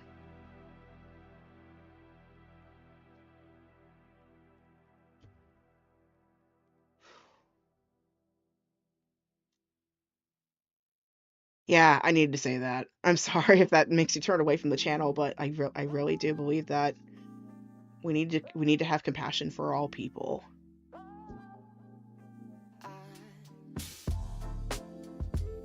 Compassion's my MO. Whew. Man, I don't know why. I just felt the need to say that. But I feel better now. Okay, let's get to Kel's rating now. So we got 5 cards for you. Let's see what we got here. Ugh. Yeah, I think this might be the reason why I've been dropping my cards, because like this is screaming, I regret everything. 5 of Swords. Yeah, Runcy says whenever I pull this card, it reminds her of like really bad migraines. Really bad migraines that she has. Which I've seen them. It's not pretty. But this is where, like, around the 5 of Swords is when the question, victory at what cost, really comes up. Because sometimes you might win at something. You might be successful at something. But the big question is, why did I do this? Like, what was it all for? Like, it feels almost hollow. Or like you just did it, you did it in like not the way that you wanted to go. Like somehow, like maybe like the other person was having a bad, like if you were playing a competitive game per se, the other person might have had a bad internet connection or just having a very bad day. If I keep asking that, I'll die of boredom. But yeah, like, yeah, someone like the other side like could have been like having a really bad internet connection if you're playing an online game. Offline, the person could have had a really bad day, a really off day, and they're just not playing as good as they would be usually. And so I think it's just to allow yourself to, or even maybe you might be the one who's having the off day of like, gosh, I'm usually much better than this. Like, what's happening to me? So sometimes it's just like nice to like double check and check in, like, hey, what's going on with my strength, my confidence, etc. Like, what's been going on in this space, and taking the time to actually maybe negotiate with your confidence, especially in this times when it feels like it's flagging. It's important to negotiate with yourself when you're having a tough time. And, well, if you have some spirit guides that you work with regularly, that's helpful too, like talking with them. There's this interesting thing that I've come across some time ago, where somebody, I forget who exactly I came across on YouTube that talked about it, but there's kind of like this triangulation method where you have 3 seats, like 3 pillows, let's say, where you have one that's representing you and the situation at hand. The other seat, maybe across from you, is probably the thing you're concerned about, or the obstacle you're concerned about, the person you're concerned about, etc. Like, the thing that you're concerned about is the other seat in there. And then there's like one in the middle, like maybe a spirit guide, a mediator, somebody of some sort, where they're kind of playing the advocate for both sides' behalf to see how to make both sides win. And you kind of rotate between these 3 chairs. Sometimes you can also You can also boil it down. You can also boil it down to 2 seats even, where it's like you and then maybe like your spirit guide or the situation in question, and kind of have a conversation between the two. And it makes it easier to like see like a third perspective as a result, and it makes this 5 of Swords energy feel a lot less intense. Ever heard of Bashar, the alien guide man channels telepathically? That man's the same as me. Only my own family is doing it to me. I'm not sure. It sounds kind of familiar, but I don't think I've seen his stuff. I'll have to double check. If I have, I probably didn't know it was him. But yeah. Anyway, yeah, 5 of Swords. Very much a call for you to like maybe check in with your thought space and your energy. See what's up. See what's going on there.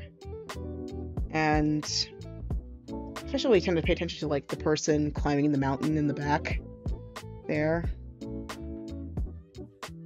Like, I remember there's still a way that you can. There's still a way you can find a way to win without feeling as if you have like to like betray a part of yourself. Anyway, let's see what's next.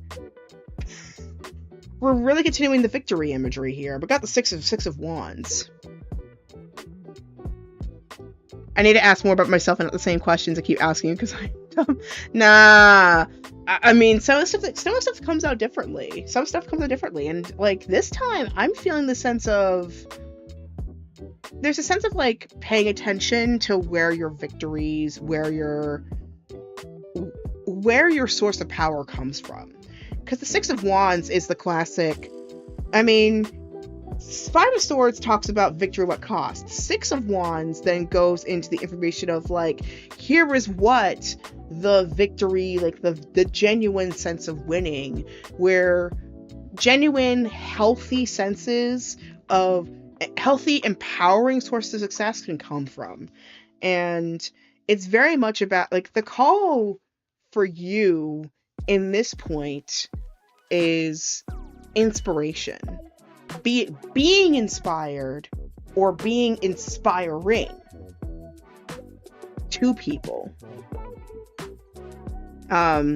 Carrying this sense of optimism within yourself and sharing it with other people. Because right now it has been very energetically challenging, and this period now more than ever, we need some optimism in our systems. We need some optimism in our lives. And I'm not talking about it in terms of toxic positivity. We are not about that here.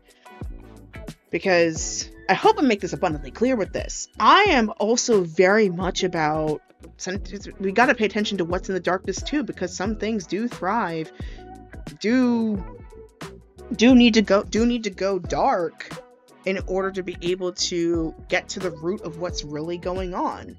Some things do grow better in the dark.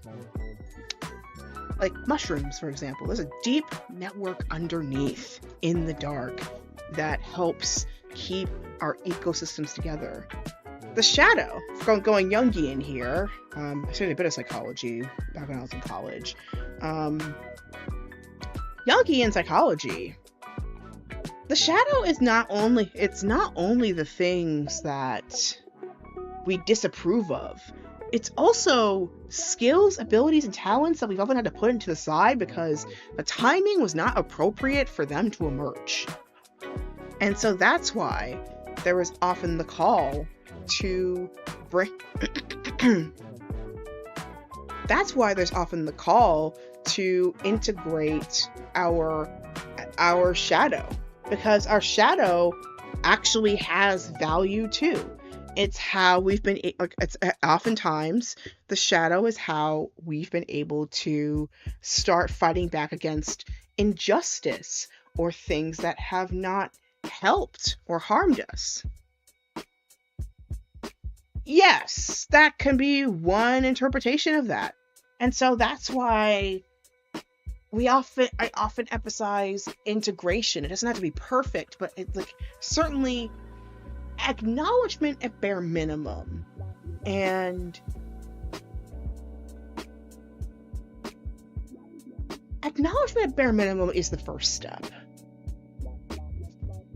To be able to make the shadow feel less nebulous, and in some ways, if anything, kind of necessary. Because much like the day and night cycles here on this planet, we sometimes do need to obscure things to protect them. So tying back to the Five of Swords and the Six of Wands, paying attention and integrating the shadow can often help us to figure out what our healthier sense of confidence and success really is. And more often than not, it's probably not going to fall into what's socially endorsed. And it can get scary, but I often find it's very necessary.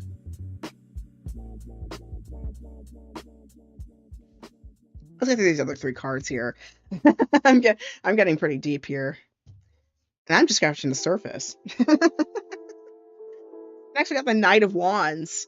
So this is the other thing that I've been feeling this calling for. I think that we need to fuel in all of us.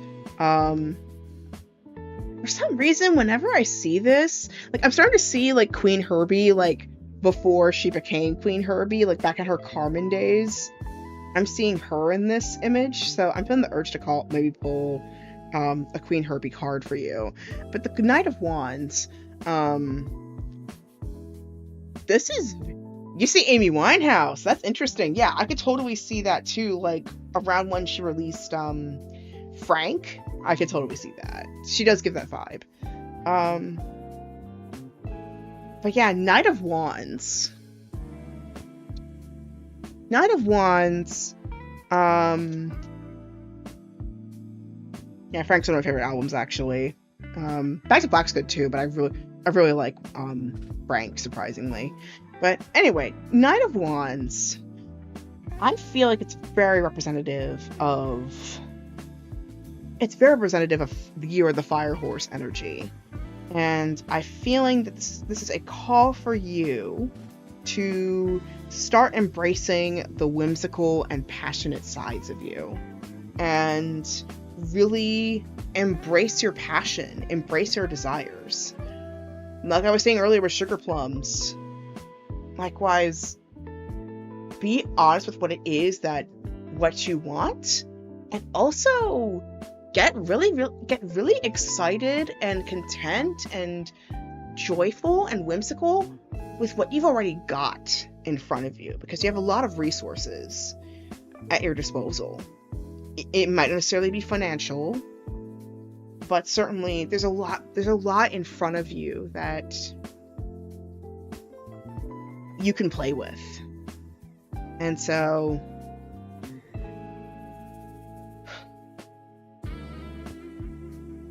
I'm feeling the sense of like it's okay to get your hands dirty. The problem with that is emotionally I feel stuck. I do know what I want, but I can't feel happy about it. It's kind of like a faux mini depression. I see. I totally understand that, because I mean, I do have those moments. I will be blunt. I've had those moments off camera where I feel like there's so much more I could be doing and I'm not doing it. And it's heartbreaking. As exhausting as it can be sometimes even taking what can be the smallest bit of agency back can be the start to be able to do the bigger things. And then eventually the things you want start not being so nebulous. They could still feel nebulous, but like they don't feel as out there. I don't know if I'm making sense or not. Like, the goal that I have right now, the campaign I'm doing myself right now to save it for study abroad, it's feeling so nebulous right now, because I mean, that amount of money, it feels too much. I've never had that much in one time, except for maybe like tax season. And even then, it never stays for long.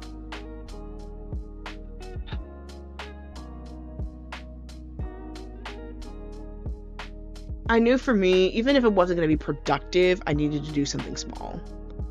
And the smallest thing that I could do was put away enough paint. My dad bought this paint by numbers canvas, and I started like earlier this week, around like Monday or Tuesday, I think. I started painting this canvas, and I think right now at this point we're about like 5 days into it, and we're almost done with it. At the rate we're going, we might finish it by tonight, for all we know. But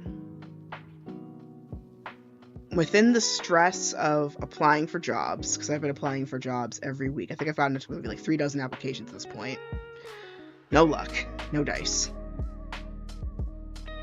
Like, you're being suppressed because of important stuff according to the voices. Tell me in time I can fully feel the spectrum of energy again. I'll be happy, but it's a little moment in time all I can do is wait. The spiritual team is more impatient about it than me. But yeah, getting back to like the story that I was saying here, like, the smallest thing I could do was paint to help myself get through the waiting period. And surprisingly, that small thing has helped me start to do bigger moves. Like, the fact that I'm streaming every day, and I've now managed to get to like day 4 of this. Honestly, it's pretty impressive, because usually I tend to fall off after day 5 or something. So the fact that I've been still doing it for this long is pretty impressive to me. But yeah, likewise, Kel, I don't think it would have, like, the patience being a virtue thing, I don't think it has to be like being in waiting mode per se, or how to do absolutely nothing. I think what it's calling for you to do at this point is more moments of reflection. Like, allowing yourself to actually think about, I mean, it's one thing to like know what you want, but another thing to describe how you want it. Like, to give you an example here, last year I studied a language immersion program, and I knew I wanted it, but I didn't get specific about how I wanted that thing to be portrayed. And as a result, I found it to be a lot more exhausting than I anticipated. It was still a good experience, but it just wasn't the way that I would have liked it to turn out. So, good that I just need some perspective. But yeah, I think like taking some time to actually think about how you want it can give you a bit of things you can work with. But let me pull out these other 2 cards, because we got 2 cards that are still upside down here. Let's take a look at them, and then we'll see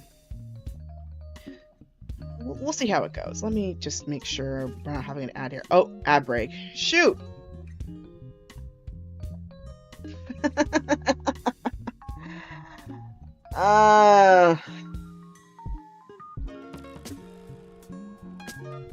Oh, you're subbed. Okay. Great. Okay.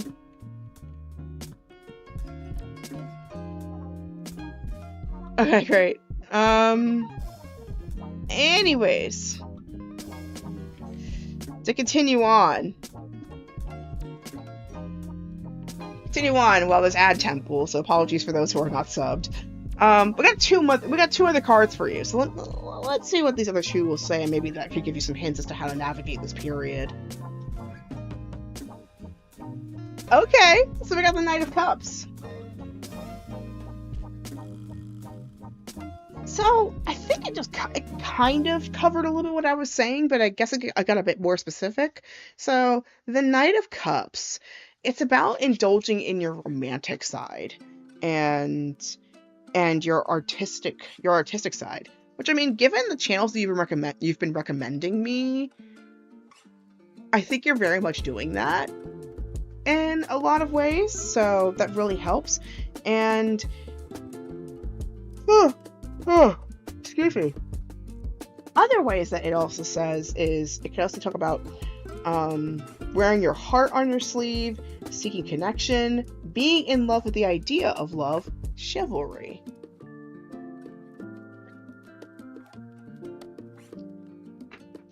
I also find it interesting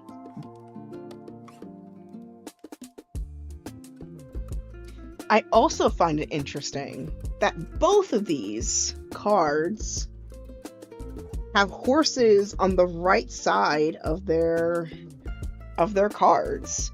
So one black and one white horse on the sides. Both of them kind of feel wild to me as well. And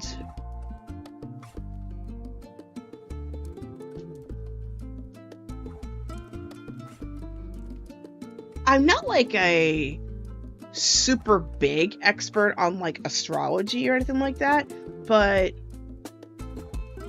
I'm almost tempted to say that maybe it might be worth looking into what the year of the fire horse is going to bring your sign, because that could be one hint you could explore. Because the fact I'm seeing two horses just makes me feel there could be something to it. I also wouldn't be surprised if there was some chariot energy going on as well, because at least with the way this one's illustrated, there's like two horses. And your mom's a fire horse. Oh wow. That's amazing, actually. Yeah, so there could be a maternal connection. There could be a maternal connection here, come to think of it. For all I know. Who knows? But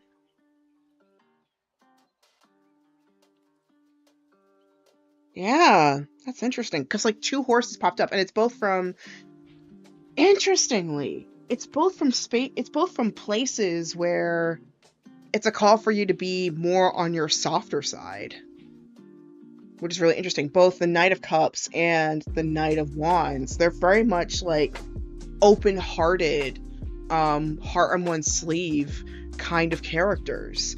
Knight of Wands has more of a boldness, whereas Knight of Cups is like much softer, like a stereotypical romantic candy with flowers kind of character, whereas the Wands are like pull out the drums to have a party, let's celebrate kind of deal. Now you're just demanding me to take on my favorable force spiritually. Maybe, and or like get more in touch with the female archetypes that you have in your life. Like you said, your mom's a fire horse, so maybe there's something about her that inspires you. I mean, from what you told me from the Discord music party, I mean, she has really good taste in music. So she has really good taste in music, so clearly there's something you might know that you might be due to learn from her. I'll be back. And then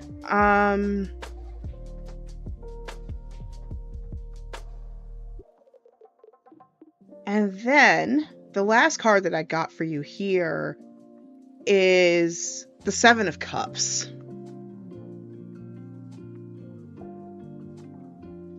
Oh, I haven't put a date for it yet, actually. I still need to put up a poll. Thank you for reminding me. I still need to put up a poll for like when the next one's gonna happen. So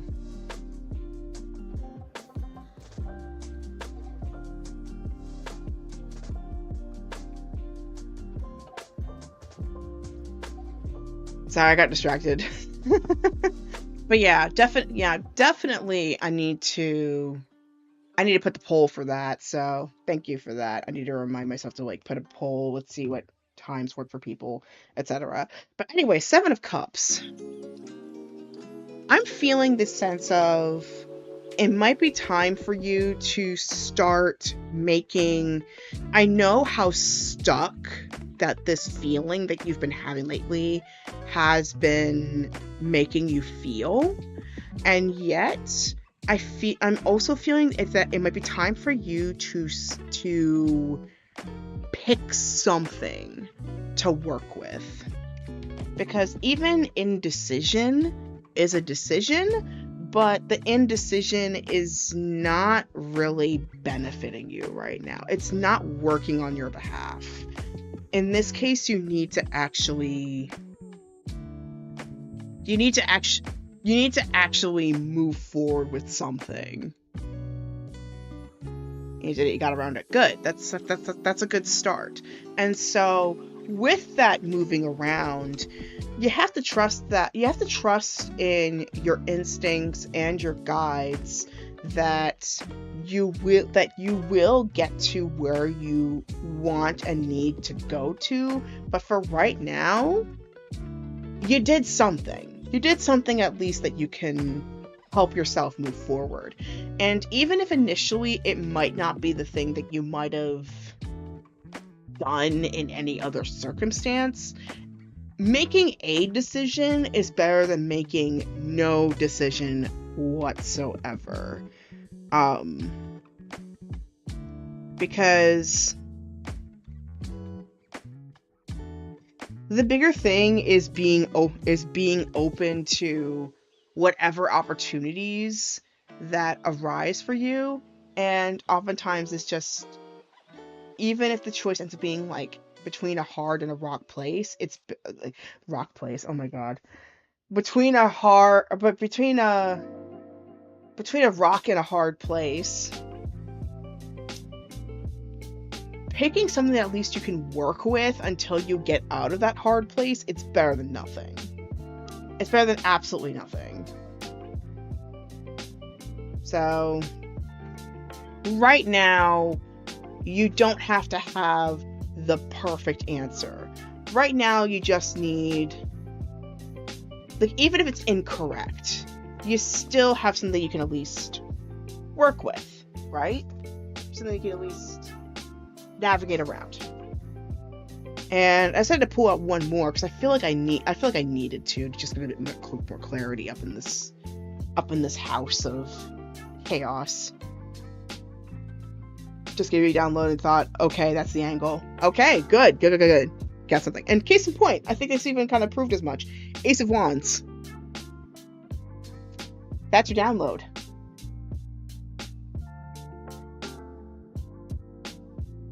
Get ready for some new directions, some new inspiration, some new things coming through. Because now you've made that decision. Now you've started to actually step towards something. And the very important thing that you have to remember is that physically and spiritually and mentally, we are all interconnected in this space. We are in this web of life here. We are mirrors. We are reflections of each other in this plane. So it is very important that, especially once we come across a bit of a pause period or a bit of resistance, that it might be time to get back to basics and embody what it is that we need in this moment, and then give back. And remembering that even giving back to someone else, it is giving back to an aspect of ourselves. So even though people say it's a selfish act, why are you doing all this? It's like, yes and no. It is, and yet it isn't at the same time. I feel like I was just talking sugar cookie, like not sugar cookie, like fortune cookie just now. So I'm hoping I'm making sense here. But yeah, so Kel, enjoy being the hot nut juror that you are happy about, because I mean I think that's important here. I'm glad I'm making sense, because I mean sometimes I feel as if I get to like this certain string and I'm starting to feel as if like am I just blabbing? Am I just saying things just because I'm just, my conscious mind sometimes just can't word. Okay, illustration Christy, thank you. All right, so, and thanks for tuning in, Cal. Really appreciate you. All right, so we are back down to, if Mal V420 has tuned back in, you are next, my friend. Also, alternatively, Princess AAA2 as well. You are also on the list. So if either one of you wants to get a reading, you are welcome to do so. Likewise, if anybody else has not jumped in at least once tonight, come on in. Come on in.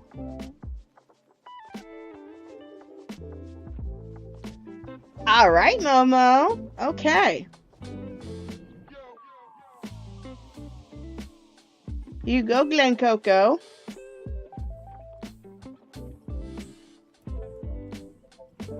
Okay, looks like they're not back yet. So Momo, you are next, my friend.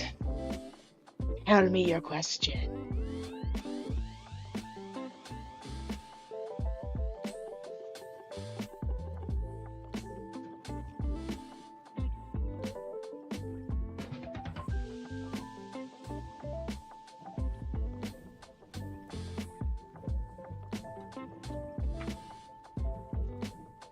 Might be a short night tonight, surprisingly.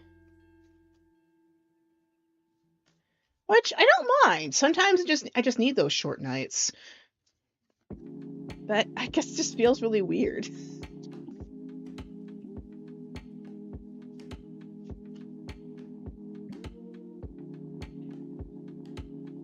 Oh, so you want to know what your guide thinks about your spirit sibling? Sometimes we do that silly thing we call sleep. Hello to you too.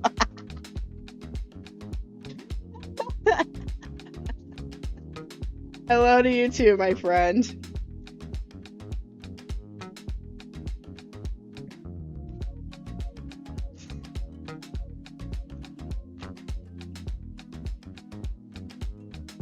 Yeah, I'm such a night owl though. I might finish off that painting once I get off the stream. So it's looking like, unless somebody else jumps in the queue, you might be my last one of the night, actually, Momo. Wink, wink, wink, nudge, nudge.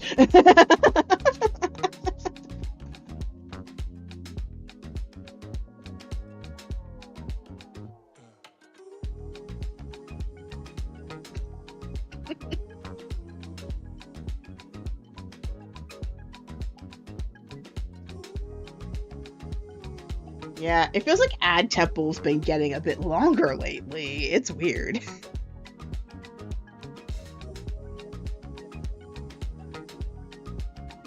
I don't know if you got the inside joke, Evelyn, but like, I make this joke so Monday to Thursday, the advertisings that pop on my channel, it's called Ad Jail. But then on Friday, it's called Ad Masjid. Saturday, it's called Ad Temple. Sunday, it's called Ad Church.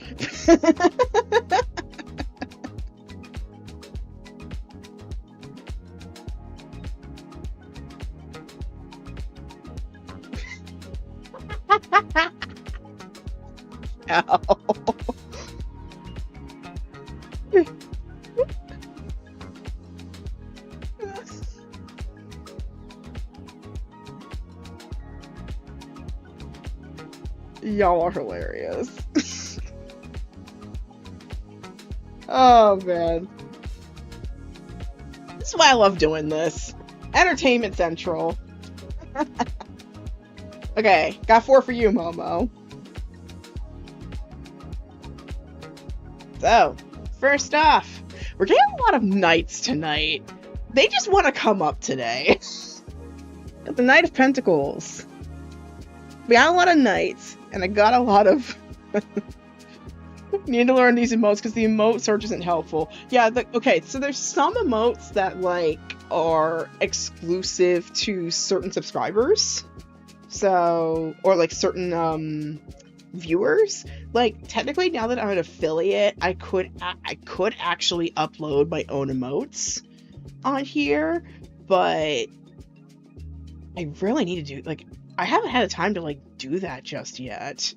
Hyun's been making emotes up the wazoo, really, on, like, the Discord server, which I really appreciate. So I'm hoping to, like, get them, take the time and actually put them on the Twitch at some point so that y'all can actually use them.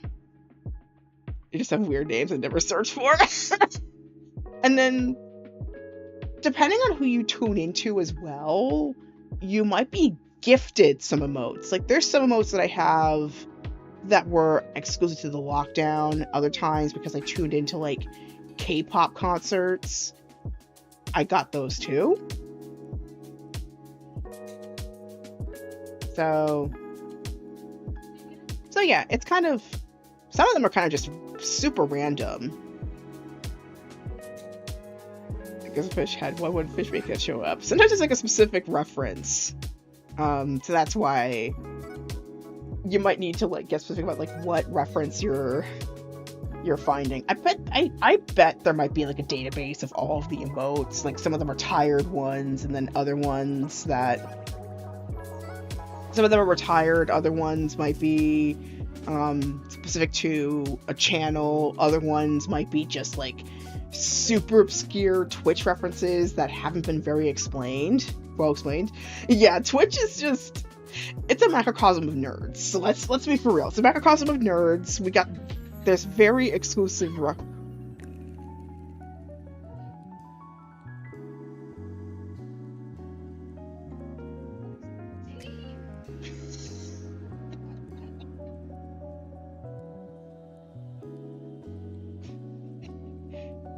Actually, she was bringing sardines for my mom, and the sardine apparently flew out of the case. It was a flying sardine.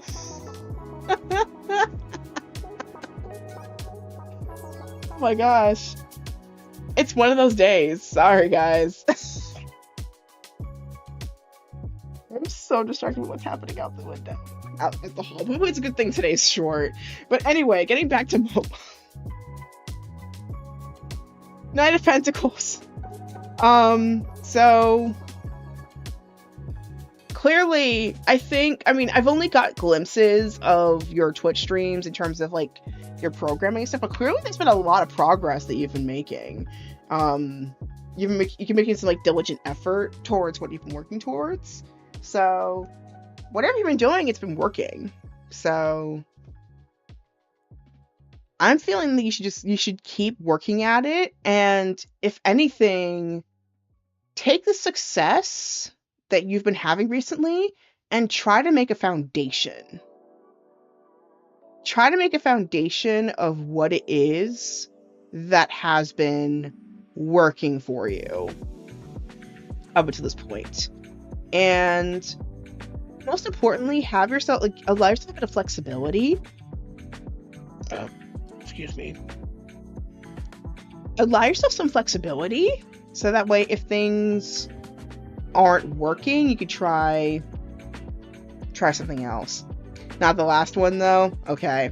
I mean, I did say I don't tune in too many of them, but, like, I remember the one from last week, at least, that went okay. But yeah, if you're having a hard time now, know that with a little bit of dedication, and Also, I remember something. Remember what I said last reading? Remember what you said? Remember what I... Last year was supposed to be writing turns into a reading stream. Dang, you got outed. But anyway, remember what I said last reading? Remember what I said last reading that like you gotta remember your why when you're doing something. Like especially those times when it gets frustrating. And Knight of Pentacles, it's a call for you to remember that there is that steady effort that you can do towards your goals. What you need to do at this point is, like I said earlier, establish that foundation of what's been working, but also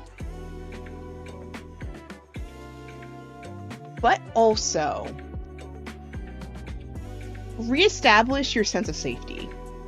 Now, what do I mean by that?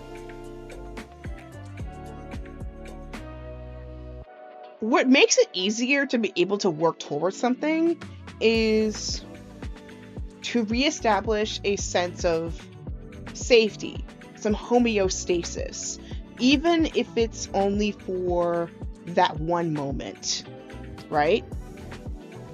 So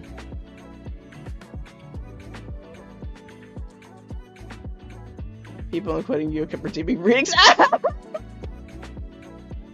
So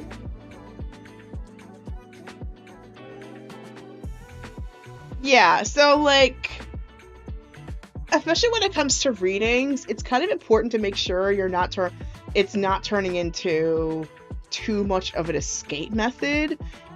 You could probably switch it around instead for it to be more of a centering ritual and not so much an escape ritual, if you catch my drift. And then the commissions kept rolling in for funsies. Okay, so something was working, it was just not the thing that you were originally planning for. Come to stream, bully stream, refuse to elaborate, raid out. Okay, so like things were working, but just not the way that you were hoping to work. So I think maybe like clearly readings are your passion from what I can tell. So I'm feeling maybe you can like probably make it work in some way. Maybe like kind of if you like Pomodoros, maybe Pomodoroing it might be helpful. Like do a work period and then with a little bit of a break, maybe do a reading or two and then come back to the work. Like space it out a little bit. Of course, that's presuming that your energy works like that. Or at least like have a designated time when you can read a little bit. Like towards the end, maybe? I don't know. But anyway, then again, the question was not really about that. It was more so about like how your spirit team looks at your soul sibling too. So then again, sometimes our readings tend to come out like answer in progress, like that YouTube channel where like the people just like, investigate like certain things that they find really weird and interesting, and then what they think was the answer might not actually be the answer, or it's one part of the answer and the actual answer is the bigger thesis of the video. Which oftentimes 9 times out of 10 it tends to be we live in a society. Which, speaking of we live in a society, I got the 4 of Pentacles for your next card here. And I'm getting the sense in this case that there's a bit of there's like a call for some stability to be had, and also a bit of give and receive as well, give and take, to be able to support your community, and letting your community support you, being in flow with how your resources come and go. And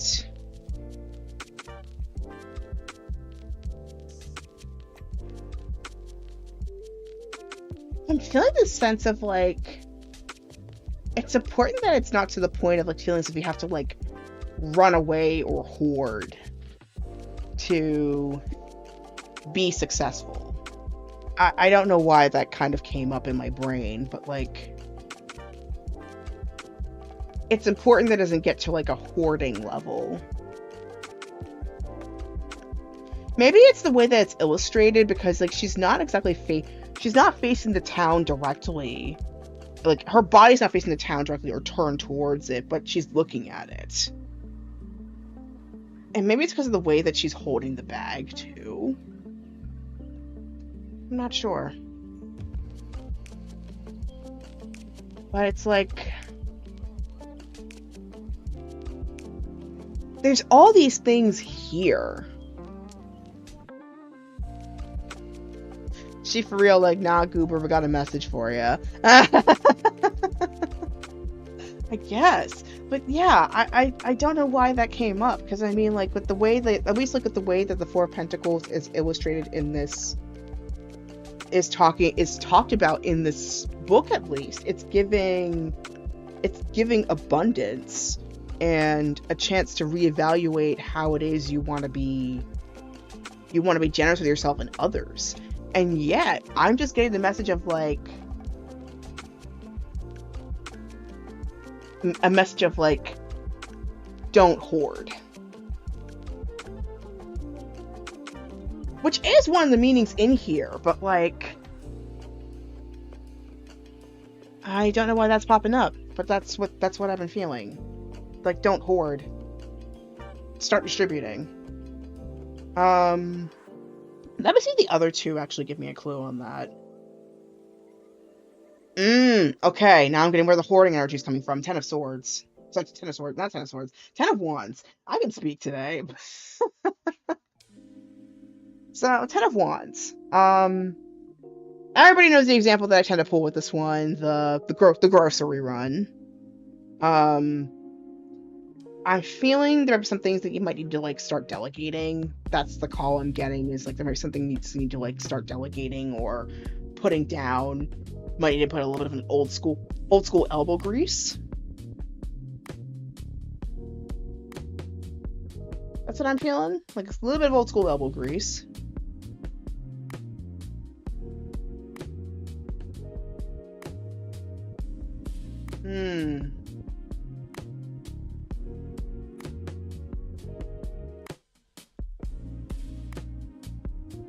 Financial anxiety haunts me. Teehee. Not teehee. Not the teehee. Oh gosh. But yeah, I'm feeling a little bit of like old school elbow grease might be needed for a little bit. Also some delegation. That's what I'm feeling. A little bit of delegation might be helpful too. So it's important that you don't wear yourself out during this time, because that kind of stress can exhaust you very quickly. It can exhaust you very quickly and wear out your system very quickly. So it's important, and I feel like that's why it's saying don't hoard, because like I was saying several minutes earlier, to quote from the marvelous Mrs. Maisel, you do need at least one vice to keep you going for a little, even if it's just like a minor one. One small vice. In my case, it's incense. I love my incense. It's like the one time I didn't light it tonight, but I love my incense. I love the smell of it.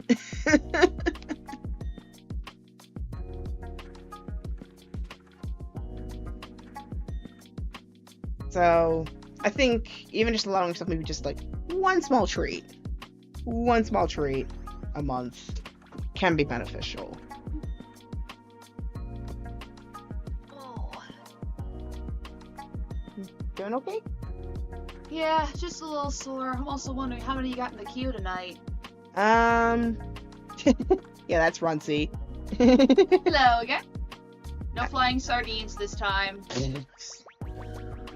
Well, there's a couple of other people on the queue, but like they haven't showed back up yet. Okay. So they're asking how are the flying fishies. The flying fishies are now very spicy.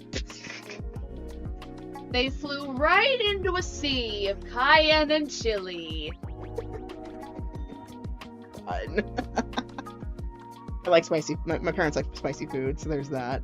But yeah, 10 of Wands. Yeah, it's kind of like the completion of the 9 of Wands, where it's like you got to the last push. It's just now you might need to just lighten the load a little bit. But right now, it's like what you need to do is lighten the load, or even just for a few moments, is the call that I'm getting here. And I think that's why that message, don't hoard, has been coming up in my brain, because I'm getting the sense that there's been a lot that you've been burdened with, and I'm feeling like the guides or like the universe is telling me that you can put it down for a little bit, or have someone else or something else, or have them carry some of that for you until you get to the other side, and then you can pick it back up again. Or no, like I think you just need to like get the memo of like that job's done now, so you can focus on something else. That's the sense I'm getting from this, with the 10 of Wands popping up and the 4 of Pentacles too. Because it's clear, even with the Knight of Pentacles, you have the resources. I'm feeling it's more so the gaze of said resources that's been getting pretty difficult for you, what I've been saying. Let's see what this final one says, and maybe that should tie everything together. Pull a card, it's the Fool.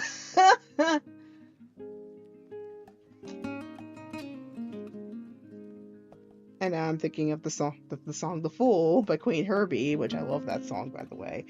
And listen to her new one. It's really good. I'm not sponsored by her. I just love her songs. Anyway, The Fool.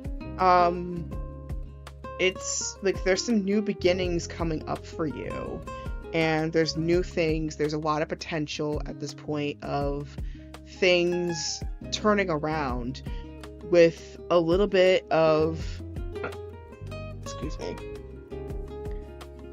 diligent effort, a little bit of generosity, and a little bit of delegation. I think it will take you far. Yeah.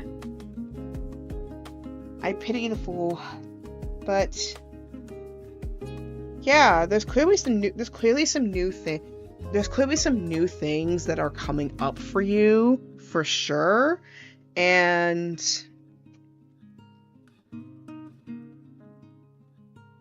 I think what you need to do at this time is open yourself up more to a little bit of extra help, and more importantly, a little bit of inner peace. I often think that because, I mean, from far away, whenever I see the Fool, like the way it's portrayed in this card, the orange ribbon in particular, whenever I look at it, I always think there's an Om, like the ribbon's tied in like a pattern of an Om, even though it's not what it is.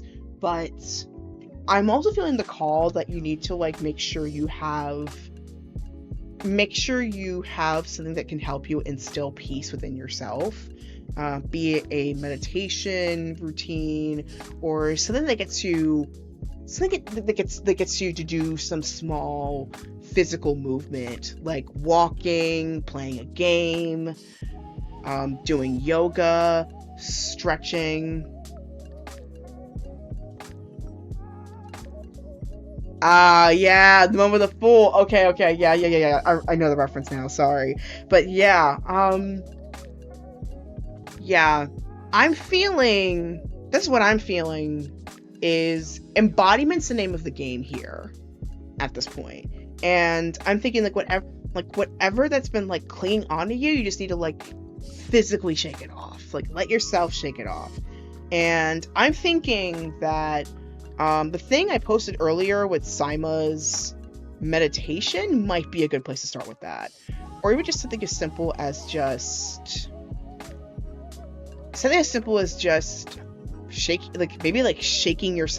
shaking yourself out. Just like shaking out that energy. Whatever's been stagnant, let it out. It doesn't have to be like old school exercise here, and like it's not full on. If anything, this is not an exercise, it's meditative movement.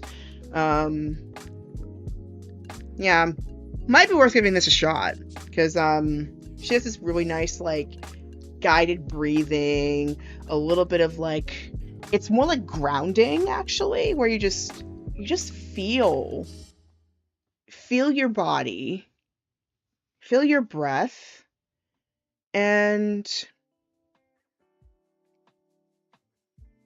give yourself love in where you need a little extra support. And you know what? She's here right now. Hopefully I'm doing this right.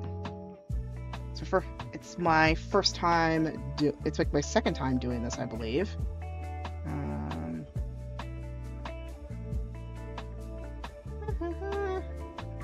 I can do this.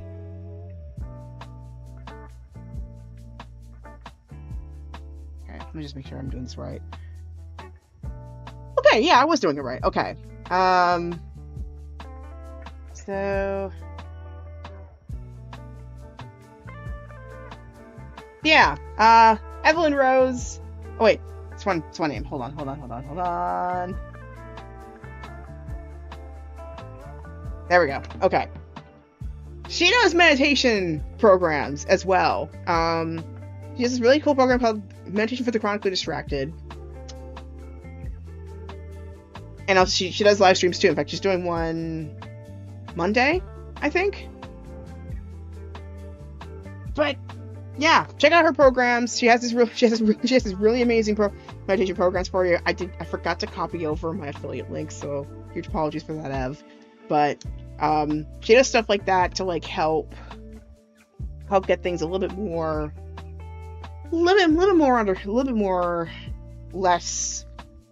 less chaotic and more focused.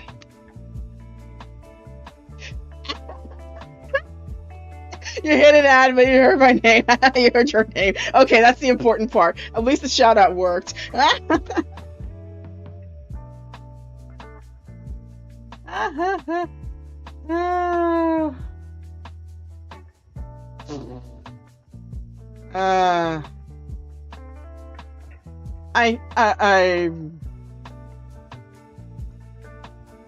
Yeah, I'm clearly new at some of these features on Twitch. I'll eventually get this down. I will eventually get this down one day, but yeah, she has really good she has really good meditation programs that can help out with letting go of some of this stuff out. This is a you're braver with them than I am. Girl, I'm trying.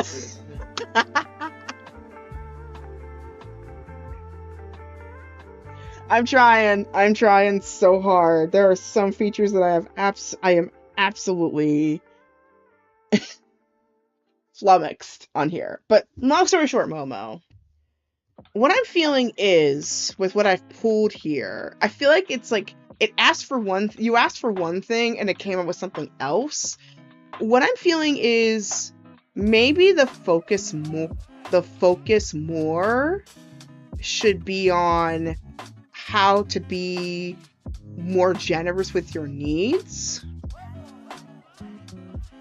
How to be more generous with what you need for yourself, and let yourself be more open to the opportunities that will emerge once you start to be more generous with yourself, and once you finally allow yourself to put your burdens down, to put the weight down, whether like, especially with the being wands, there's clearly some emotional weight that's been that needs to be addressed.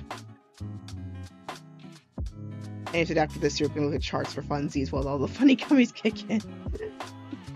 That might be worth it. That might be worth it here. But yeah, that's what I'm feeling for you, Momo. I know it wasn't exactly like what you were asking for, but that's what came up for you, what I saw. But anyway, Maul v 420 and Princess AAA 222. Princess AAA 2. Y'all here? Going once, going twice. I'm feeling a collective song is in order. I have been noticing lately that like Twitch streamers have been playing a lot more copyrighted tracks. We ballin' now show. But I've been noticing a lot of like Twitch streamers have been like using copyrighted tracks. And I know there's been these subscription services that people can like get nowadays to like have a library of licensed tracks ready to use, or at least like a lot easier to use without getting like copyright struck. And I wonder if it applies to Twitch as well, because if so, it would make these readings a whole lot easier if that were the case, because I often like to pull these songs, but then I can't play them on here, so I can't tell you exactly, because there's some songs, there's like, I don't remember how many songs that are in here. There's gotta be at least like 50 or 60 songs in this thing. I don't know, like, but there's so many songs that I want to play for you guys, and I literally can't do them on air because I will get copyright struck or it'll get muted on Twitch. I don't know what my workaround would be for this, but if there's anything that anybody can give me like hints about how people have been doing that without getting struck, at least, I would love that, because it would make this feel a lot more three-dimensional if I were able to actually play the tracks on you for a little bit. You're small enough to get around it. Yeah, like I'm not that huge. Like, yeah, let me double check something. Hold on. I know, a bit weird.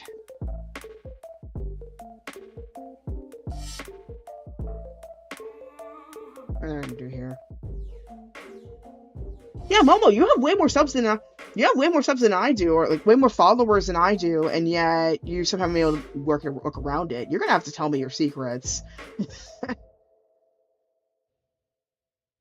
Yeah, because like meanwhile, I'm not that big, and yet I've been getting like my tracks have been getting muted. It's weird. And yet there's also DJs. There's also DJs on there have been DJ mixes on Twitch with like super heavily copyrighted stuff, and they still managed to get through. I don't know what it is. But anyway, I'm feeling 3 Queen Herbie songs might be helpful here that you guys can listen to, and then I'm gonna wrap up the stream here, because it looks like there's not really anyone else wanting to jump in the queue tonight. So I'm gonna keep. Hello? Yes? I was hoping to ask for the queue, but it's the type of thing where it's like, how do you balance that out being in the room? And then on top of that, I know that I can have a reading from you anytime. When does it start to become selfishness if I ask for one on air? Do y'all want to see Ronsi's reading? Okay, everybody's saying do it. Okay. Alright, but only after Queen Herbie. Okay. So we got 3 tracks here that you guys can listen to, because I wish I could play it for you guys, but I want to make sure, I'm feeling more and more that I might want to make this a little bit on the shorter side. So here's 3 tracks I got for you. So first up, Ooh, ooh, ooh. Okay, this one I actually do have memorized. Not memorized, but like I do know this one. 5D. I recommend the music video for this one because it's like it screams female Eminem. I'm gonna transform, no warning. So that certainly explains the Eight of Cups. There's been a lot of transformation going on, and again, the astrological placements: Uranus and Gemini, the Fire Horse, upcoming with the full moon in Scorpio, heading on Beltana as well. Yeah.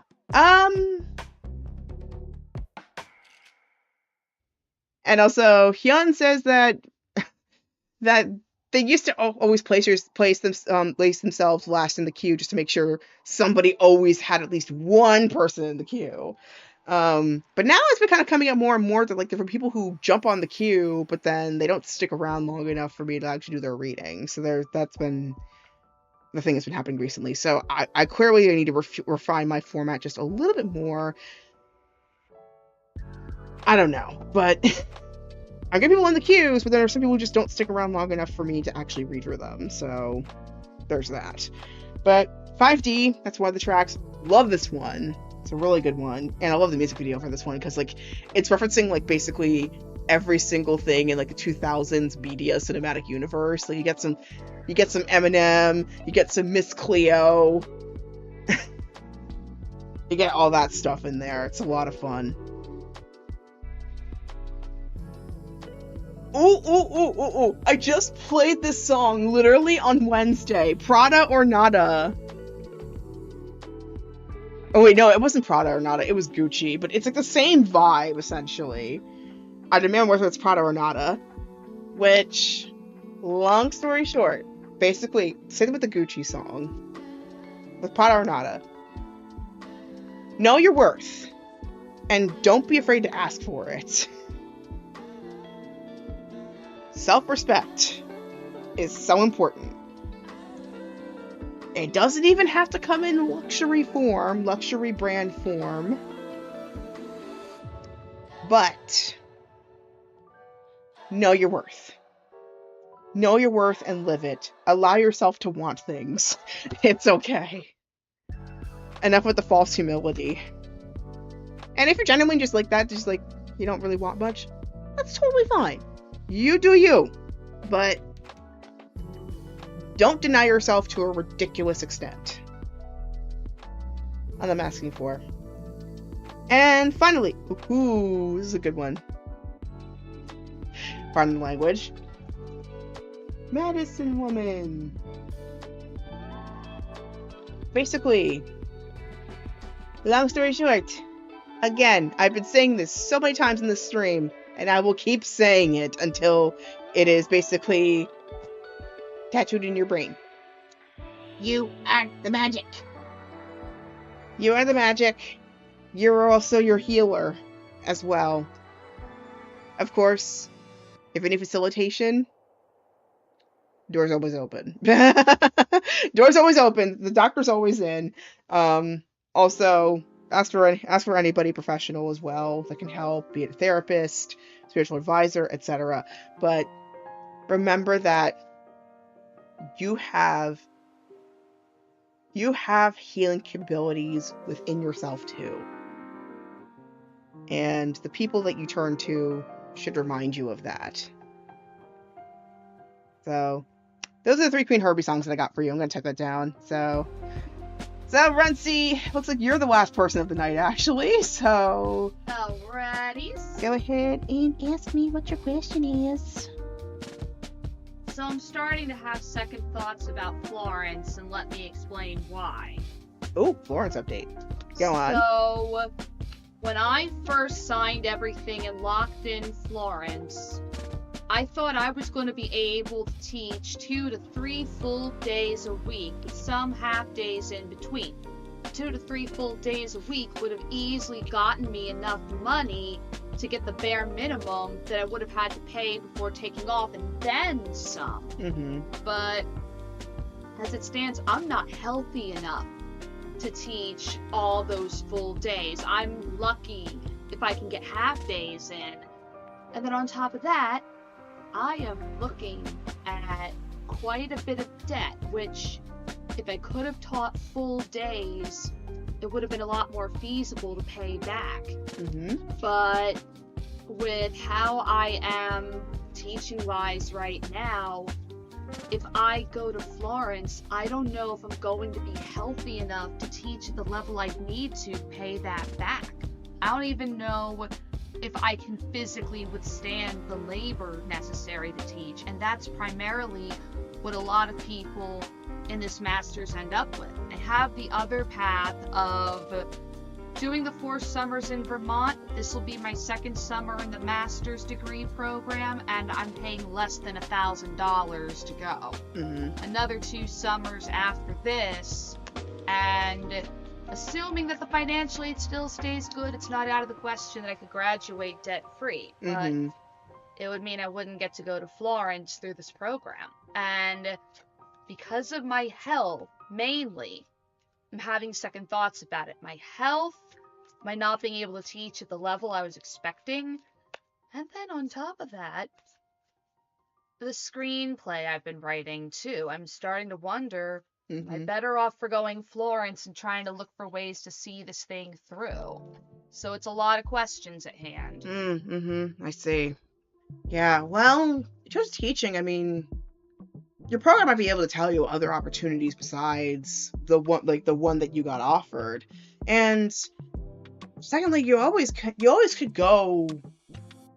You could go somewhere else after you graduate. I mean, like Temple University, for example, they have study abroad programs that are actually, if anything, much more affordable than what your program would have offered, actually.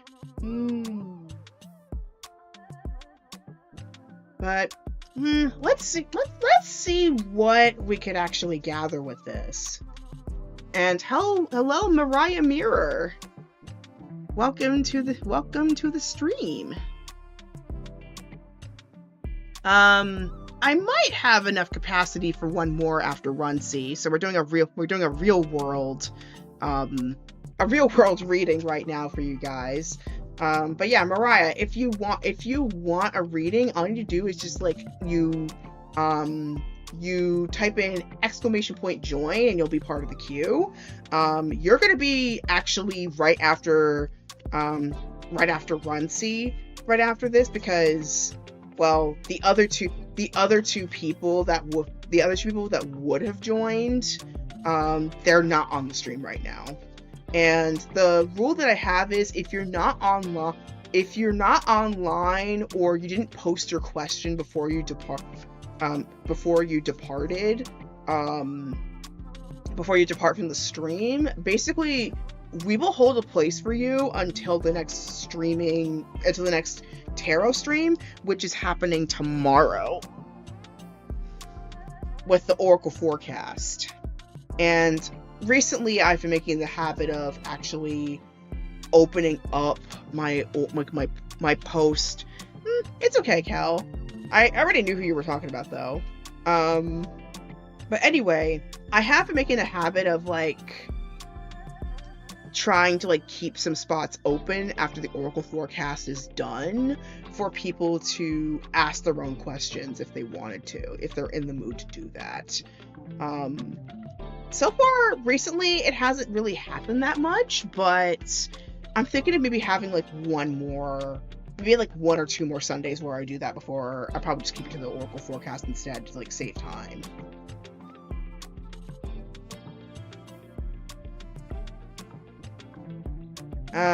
Anyway, so for Run C, I got 4 cards for you for this situation. And let's see what we got here. So first we got the Page of Cups. Interestingly enough, this is one of the things that fell off, but it came up in reverse. But yeah, Page of Cups. Yeah, the fact that it came out upside down for me when I first turned it over, it's suggesting that like, yeah, this has been. It's feeling like a When Pigs Fly situation, but unfortunately, it's like the stereotypical version of When Pigs Fly of like this is feeling impossible right now from what the energy is feeling. I'm not saying that like this situation is impossible, but it's just I'm getting the emotional feeling of what it is. Which has been like right now it's been very difficult to bridge the whimsy and the dreams that you want to fulfill with the practical stuff that's been popping up recently with your health and stuff, which yeah, that really sucks. And also simultaneously there's been a call to not give up on it just yet. There might be a few other answers that maybe it might not be the way that you originally intended for it to come out, but it's still better than never going through it whatsoever, for what I'm seeing. But let's see what the other three are going to say in terms of like maybe some suggestions of where you could probably navigate next. And didn't I pull this for you on Wednesday? Yes, you did. Yeah. Okay. 3 of Cups, people. So yeah, I pulled Page of Cups earlier. It was upside down when I pulled it, and then 3 of Cups. So I did a reading for Ronci on Wednesday, and yeah, I pulled the 3 of Cups then too. It was really interesting. So I'm feeling this once again. There's like this call to maybe turn towards turn to community in some way. Maybe they can get maybe in your program or some friends or maybe a fundraiser of some sort. I'm feeling that vibe as well. There could be some way that you could there might be some way to maybe reduce the amount that you have to take on in order to make this work, that maybe with just the internet searches that you've been having or whatever you've been digging through, there might be something that you might not be seeing, maybe somebody else might know. So I'm feeling the sense of maybe like reaching out to somebody to like get some suggestions, or like we come together as a collective and figure out something. Like that's what I'm seeing with that one. Because I mean, 3 of Cups, I often think about it as like the power of friendship with this one. But yeah, if y'all have any suggestions in the chat too, feel free to tune in, because feel free to like chime in as well, because I know this kind of stuff can be very overwhelming, and sometimes like more heads are better than just one. And interestingly enough, look at how the color scheme kind of blends in with the purple in the corner of the Page of Cups with the 3 of Cups. Like it's almost a perfect transition here. Let's take a look at that. It's like oh god, that's a good point. It's like a small corner, but it's almost a perfect shade match.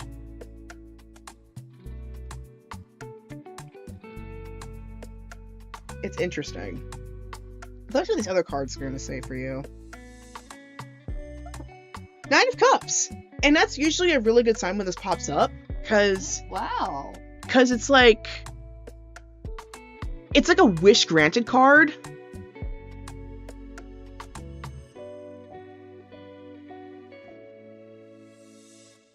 Because it's like, when the 9 of Cups, especially when it comes up in this deck, it's like, I've not played Overwatch in years, but it's like Mercy decided to jump into your decided to grace your party and save you. Like give you last minute save. And I'm not even talking about like current school Mercy where like you have to like go to the characters individually. I'm talking about like OG OP Mercy who would just resurrect everyone instantly in one go. No matter how far you are from her. That kind of OP Mercy. This is the vibe I get with this card when I pull it from this deck. Because there's some divine assistance that is coming up for you. And you just need to allow yourself to ask, and more importantly, want it and receive it. like, allow yourself to receive it. Now, how it's gonna pop up, I don't know. That's the part with this card. It doesn't tell you how you're gonna get the assist. It's just saying, okay, hang in there. The help is on the way. How it's gonna come up, I don't know. But there's gonna be some assistance coming your way in some way, shape, or form. Don't know what it looks like. Don't know how it's gonna be, but like, there's gonna be a big assist, a big win that's gonna come your way. And finally, for the fourth card, I got the Six of Cups. 369. 396. 396. All divisible by 3. Oh, I love this one. Yeah, I remember you enjoyed that one.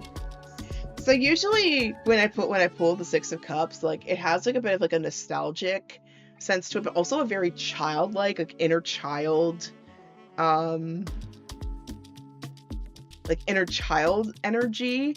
Because like in my other deck, the Shadowscapes Tarot, it has a child playing in the forest, pouring tea for her plush toys. It's such a cute one. I've pulled it a few times on stream for the other deck, but if you haven't seen it, it's very adorable. Very, very adorable. And then this one, it has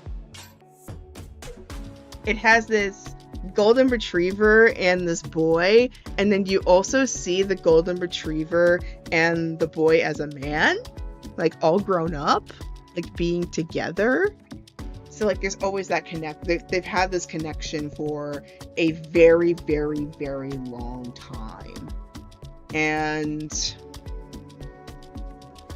I'm feeling that's a call for you at this point to remember the more, I mean, it doesn't even have to be like the inner child per se, but remembering like the more innocent, whimsical parts that just allowed herself to just be in those very, very wide open spaces of possibility. Hopefully making sense, because I feel like I've been hitting fortune cookie territory today. Very fortune cookie. But yeah, it's just like there's this sense of like tapping back into the much simpler aspects of life. Like what you've been doing with the painting, for example. Whatever energy you've been putting with that painting, try to tap into that in your regular life as well. She's been helping with the painting that we've been doing downstairs. I didn't get to, like, I've been planning on doing a live stream with that as well, but we might finish it before I'm even able to do that. But maybe in the future, like whenever we get future more paint by number canvases, I'll probably do a live stream with that as well. But but yeah, this one we've been finishing so fast. Mm-hmm. We might finish it before the night's over for all we know. I'm not painting anymore today. My zebra fingers hurt. But yeah, I'm feeling like as if like there's been this, it's like there's kind of been this forced disconnect, like almost like the situation almost like forcibly unplugged the whimsy that like this dream has been giving you. And I'm feeling, oh, Christy's art share. Okay. Yeah, I could probably talk about it. Yeah, sure, absolutely. But yeah, like I'm feeling right now it's saying don't give up just yet. Don't give up just yet. There still might be some more options that maybe you're not seeing, and it's like it might be time to call for the cavalry, whatever that looks like. I do know at Scuola, one of the assistant directors who spoke to me said they had a guy who tried for Florence 3 different times. Mm-hmm. And each time he couldn't get the money together or he couldn't get the time off. And then by chance, at his last shot with Florence, that was when he got the money together to do a semester, and then he came back in the spring just for graduation. Oh, wow. Yeah. It might be that could be the possibility for you as well. Or you might have an easier time with that guy, and you might succeed a lot sooner than you predicted. But I'm feeling the sense of like, be prepared for a miracle is what I'm getting from this. And it may be community oriented from what I've been seeing. Yeah. So that's what I got for you. Hopefully it answered some things that you've been pondering. I know it's not a lot of things, but at least it might be a good place to start. Yeah. It's interesting that it's all cups and there's a numerical pattern. Yeah. All threes. And I mean, like I said as well, I've wondered too, like, I did wonder after I started the screenplay, is this what I should be seeing through instead? But I don't know, it's just all so hard to tell right now, and I did not think teaching would beat me up as badly as it did. It's like, I know I've always been good at the skill, but good God, with the way the public school systems are, I feel like if it's not the kids, it's the adults. And either way, I just feel like I come out of school so royally shredded. And that's what they say, teaching is a calling, y'all. I never believed in the saying, those who can't teach. No. Teaching's a calling. Really is a calling, y'all. Yeah. Sends a good vibes to Runcie. And that makes two of us, like, study abroad. Especially nowadays, it ain't cheap.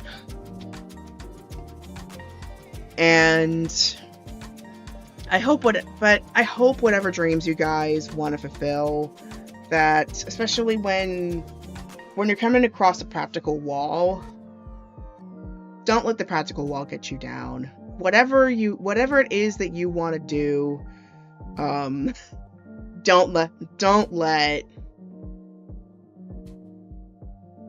whatever you want to do, that opportunity won't pass you by. Like, it'll come back in some other form. You just need to trust it that it will, in some interesting way. Or you might find that it might come in a form that makes a lot more sense later, even if it's not like what you originally expected it would turn out.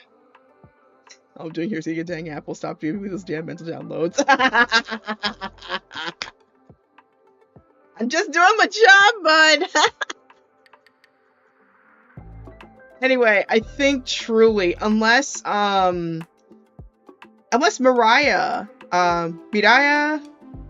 did you want a reading tonight, or do you want me to call it? And as a starting moment with the 10 stream streak, thank you so much for that. Oh, Daily Life, hello! You came back just in time. Okay, yes. No need to jump in the queue. I know, like, you're basically the last one for the night unless somebody else jumps in. So, what's your question, bud? I think of leaving, and then, boop, another person jumps on. You're welcome. You came in just when I was about to close off, so you came just in time. I was like, going once, going twice. Oh, Daily Life, hello.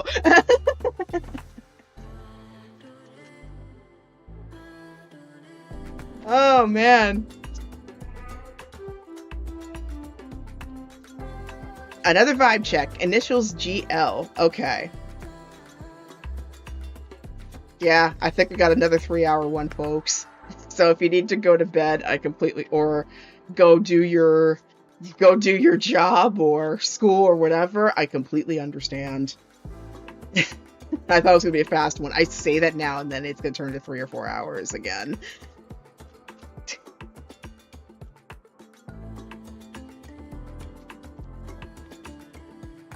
Of course. Yeah, you came just in time, Daily Life. I almost was about to shut off the stream.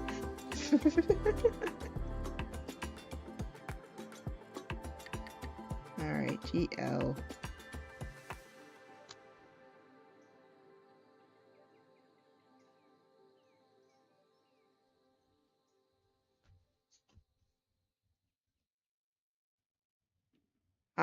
Monday, it's King's Day.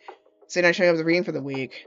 Actually, Cal, right. It's the day. It's like by the time I do the poll, it's the day ahead. I keep forgetting. Right, Cal. No problem. You can just watch the on-demand footage after you're done. After we're done. It's all good.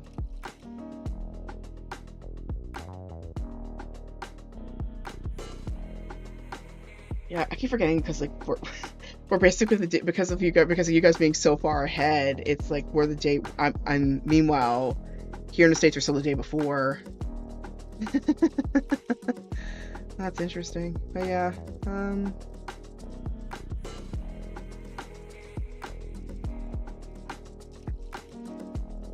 yeah, I know we got some Aussies, I think, and maybe some Kiwis in the chat. And I think at one point, I saw somebody from Borneo in here as well.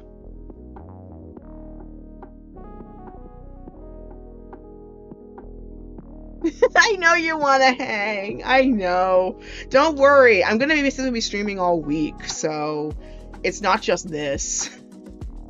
So feel free to come back whenever you see me online, okay? So this is what I got for your daily life. Got Ace of Pentacles. So clearly there's kind of a start of some sort of there's some sort of practical venture that's been starting up. Clearly there's something new that's in this person's in GL's life, something that they're clearly setting up for their future or their career or something practical. Is this another work acquaintance, daily life? I'm getting that sense here. Okay, no, it isn't. Okay, interesting. But yeah, there's something clearly going on with their. I think it's something going on with their work life or something that's like burgeoning. That's really helping them. Don't want to say too much, but trust your insight. Gotcha. No problem. And then 9 of Cups. Okay, there's 2 ways I could read this, actually, because with this card, I often see it as like a miracle card or divine assist card. So either they've been recently benefiting from something, or they are some benefit to you. Like they're a divine assist, in a way. They're either getting divine assistance, or they're being a divine assist to you. A bit of both, maybe. But I'm just like, I'm feeling this vibe of divine assistance from this person with the way the 9 of Cups popped up, and a very supportive energy of some sort. Like there's very much a golden energy about this person. Confidence, because I mean, yellow I associate with the sacral chakra, and that's where like confidence and self-esteem comes from, and like inner power and resourcefulness. And this person's got it pretty strongly from what I'm guessing here from this. Basically, right, although they inspired the antagonist in your play. Interesting. Okay, let's see what else we got here. Queen of Cups.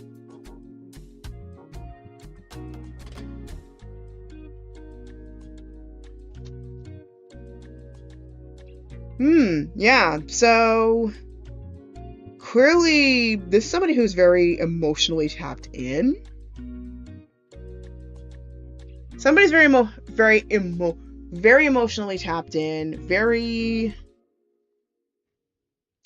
I don't know why this came up, but I was thinking like White Lotus. I still need to watch White Lotus, but for some reason just White Lotus came to my brain. Like, not like the symbolism White Lotus, but like the TV show White Lotus.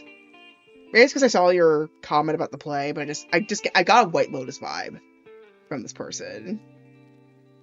Like season 1 White Lotus.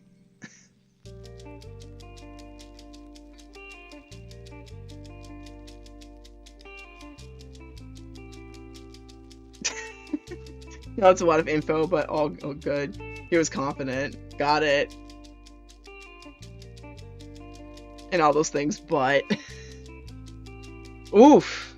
Yeah, okay. Clearly I'm missing something. But yeah, let me see this final one here. Okay, the Emperor.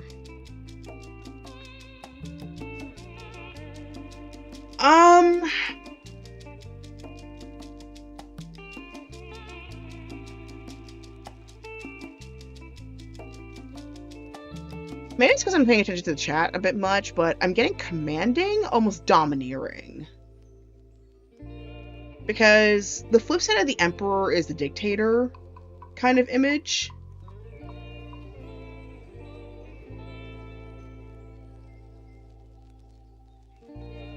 And with the Emperor especially, it's very about, it's like, while the Empress is more about intuitive, creative leadership to a very generous angle, almost martyr-like, the Emperor is a little different. So it's very much about like command and conquer, very strategic, very pragmatic. But then the flip side of the Emperor is that it can get almost domineering, almost dictator-like, very unchecked if you're not careful. And it can get almost too... When the Emperor is behaving just fine, it's very pragmatic and very resourceful, and there's pragmatism and passion used right. Case in point, Mars and Venus. Like, very emotional. Okay, 3 minutes. Thank you. Oh, shoot. Ad break. Ad temple. Shoot. Okay. Ad temple. Okay. So, gonna go through a little bit of a general thing for people, and then we'll come back. We will come back to the reading proper. But I was going to say, he was a great pretender. His energy may even be hidden. I see. But yeah, Martian energy, when done right, like think about Mars and Venus, the legendary power couple, Ares and Aphrodite, albeit, well, I was cheating, at least in the myth, was not exactly part of it, but that's besides the point. They have this very amazing dynamic of like, Ares is very much about efficient strategic warfare, and especially making sure that his charges, anybody under him, was protected, and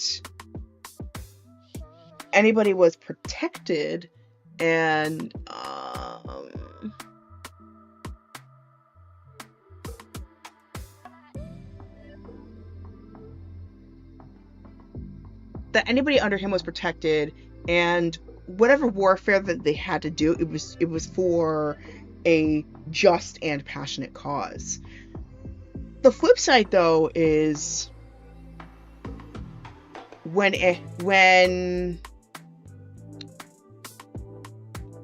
Ares, or when a Martian energized person gets too fired up, let's say, they get almost too domineering, too rigid, not flexible.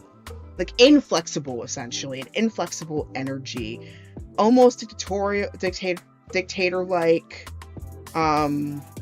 Too rigid with what their standards are. There's no breathing room. So, that's what I'm getting. And yeah, as Daly seems to be demonstrating, maybe the 3 things that I managed to pull out was probably a front. but I'm not 100% sure. So we'll explain that when we get to the ad break done. 4, 3, 2, 1. Okay. All right, we are back. All right, hello. So I was trying to break down like what I was just reading here. So, as I was saying earlier, the Emperor, when it's getting to the toxic side of the Emperor, it's like when power goes unchecked, the Emperor goes too rigid, too pragmatic to the point where you just can't move. You can't really get flexible or anything. It gets very defensive energy, very, very controlling. And it's okay. It's okay. Like, ultimately, all I'm doing, it's like, if you want me to confirm something, it's okay to talk it out, because ultimately you need to trust your own instincts. And if you feel off about someone, it's okay to admit it, like, yeah, I don't trust this person. Can you confirm? And yeah, of course. Because like sometimes, not gonna lie, Daily, I sometimes get a little skeptical of my abilities sometimes. 'Cause I mean, I always wish for the best in people, and yet I don't, like, the last thing I want is for people to feel as if, like, from my readings, I'm betraying their intuition. So if you feel off about him, please trust yourself, because you have been interacting with this person. So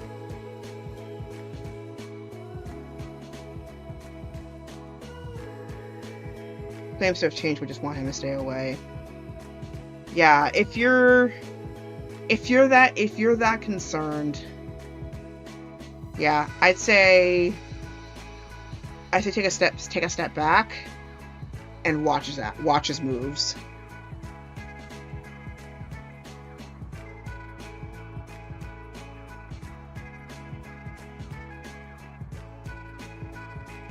No problem. Yeah.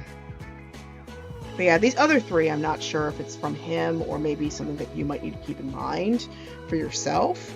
But or maybe that it could even be the front that he was displaying or something. I'm not 100% sure. But I thought those three came up for a reason. Not 100% sure. You think it was the front? Okay. Alright. Well, with that, I think truly I may have to end it here, because like, not only have I been going on for a little bit, I think I'm starting to kind of fade a little bit. But thank y'all so much for tuning in, and thank you for jumping on, Daily. I'm so glad you managed to jump in before everything ended. So y'all don't forget, I'm still going through this campaign for Seinan Gakuin, my study abroad program that I've been going through this summer. So if you want to help out, please feel free to continue tuning in to the streams I'm going to be doing for the next 10 days. You can also donate via coffee or bits if you want to. And yes, I won't forget to raid. Or you can also purchase the campaign tiered stuff that I'm showing on the right side of the screen here if you want to purchase some of my readings. If even these are out of your budget, let me know and I can give you a discount code to make this a bit more affordable, because like at least the pricing, whatever amount that these are bought, it'll be enough that it would still be able to fulfill my goal at least. So again, feel free to let me know, because I don't want finances to be the barrier towards supportive spiritual services. So next time on here, we'll be back here tomorrow with our Oracle forecast with pools to prep for the work week. And then Monday, I'm thinking of playing some Escape Simulator. And then Tuesday through Wednesday will be Stronghold 1. So more of the Stronghold missions. So Fern, I hope you enjoy that. And then Oh shoot, I forgot Thursday. I just realized I forgot Thursday. I know I forgot a date, but we'll think about what Thursday is going to hold. But Friday is going to be Sonic Mania, more Sonic Mania Plus, and then we'll be back again with Seer Saturday. In terms of in real life stuff, the charity of the season is the Foundation for Women's Health, which is which right now they're collaborating with Repeated Nyong'o's charity to contribute to research to improve fibroid treatments that are less invasive. And yeah, come to think of it, actually, maybe it will be a good co-working day. That's a good idea. Yeah, actually, yeah, Thursday, let's make it a co-working day because I have to prepare for Friday anyways. That works out. That's perfect. Thank you for that idea, Lynn. So yeah, Game Master's Foundation for Women's Health. Yeah, they're doing some really good campaigns to improve women's health care all around the globe. So if you want more information, check out the website. Like I said earlier, got 16 days remaining on the campaign for St. Angakuin. So if you want to help out, please feel free to just spread the word on what I've been doing, or just continue tuning in the way you've been tuning in. You guys are awesome about that. And feel free to chat about the readings you've been getting so far. Like, let me know, like when did things come to pass? Am I right? Was I off? Etc. And Discord listening party. Thank you, Kel, for talking about it. I will put up a poll in terms of when the next one would you guys like to have it, and we will do it again. I had so much fun with the very first one we had. It was the very first Discord event that we had online, and well, of course online. The very first Discord live event that we've had, and I really would be excited to do it again for you guys. And also, I am going to attend the Queen Herbie show in Philly. There's still some tickets remaining last I checked, so if you want to go to the show, now's time to purchase it. And if you want her to come to any other places, petition as much as possible. Petition, because she's an amazing rapper, and I just love her music. She just released a new song called Overnight, which is based on that Edith Piaf remix that Richard, what's his name? Oh my god. His name has escaped me. Hold on. Richard Carter, that's his name. Richard Carter did. They call it Overnight. Really good song. I've listened to it maybe like 5 or 6 times already. It's that good. Hopefully she does it on tour, but if not, at least we can like hear it. Anyway, here's my social media. You can find me outside of this channel. I got Blue Sky, I got Discord, I got TikTok, I got Twitch, I got YouTube, which I simulcast in the first one. Second one's going to be a vlog channel. Have Substack, thirdnerd.substack.com. I mistakenly put it on as Blogspot because I used to have a Blogspot blog. I still have it up, but it's not a thing for me anymore. But Substack is the thing that I currently have. And then, like I said earlier, my coffee shop, ko-fi.com/tonders.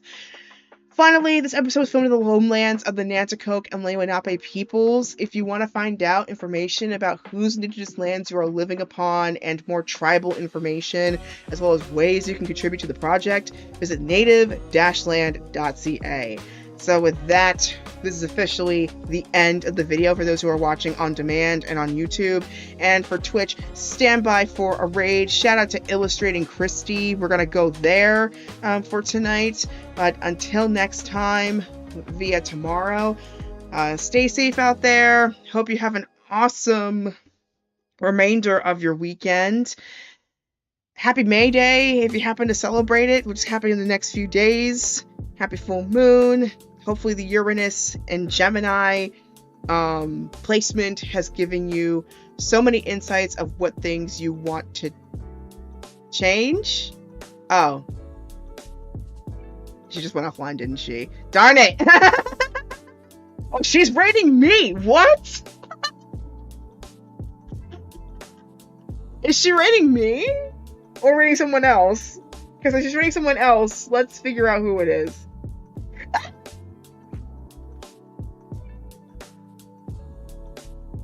Okay, she's rating someone else. Find out who she's rating. I'll raid that place then.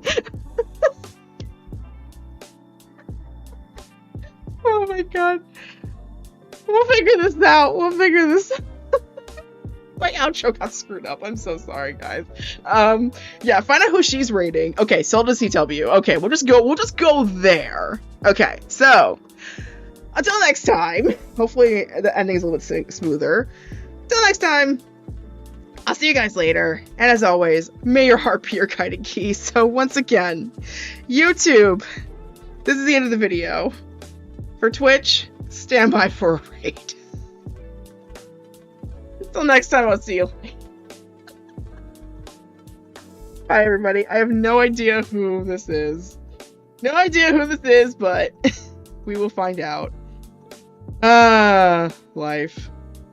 But yeah, I'll be back tomorrow with the Oracle forecast. So so come back tomorrow for that. Maybe a bit of a pregame if I have the energy for that. But yeah. Oh, okay, an art stream and a manga artist. Yes, please. Okay, Zelda CW. Check this person out. Okay. Till next time, everybody. I'll see you later. I bet this person's gonna be having such a fun time and be like, what in the world? How many people are rating today? It's gonna be so funny. I love it.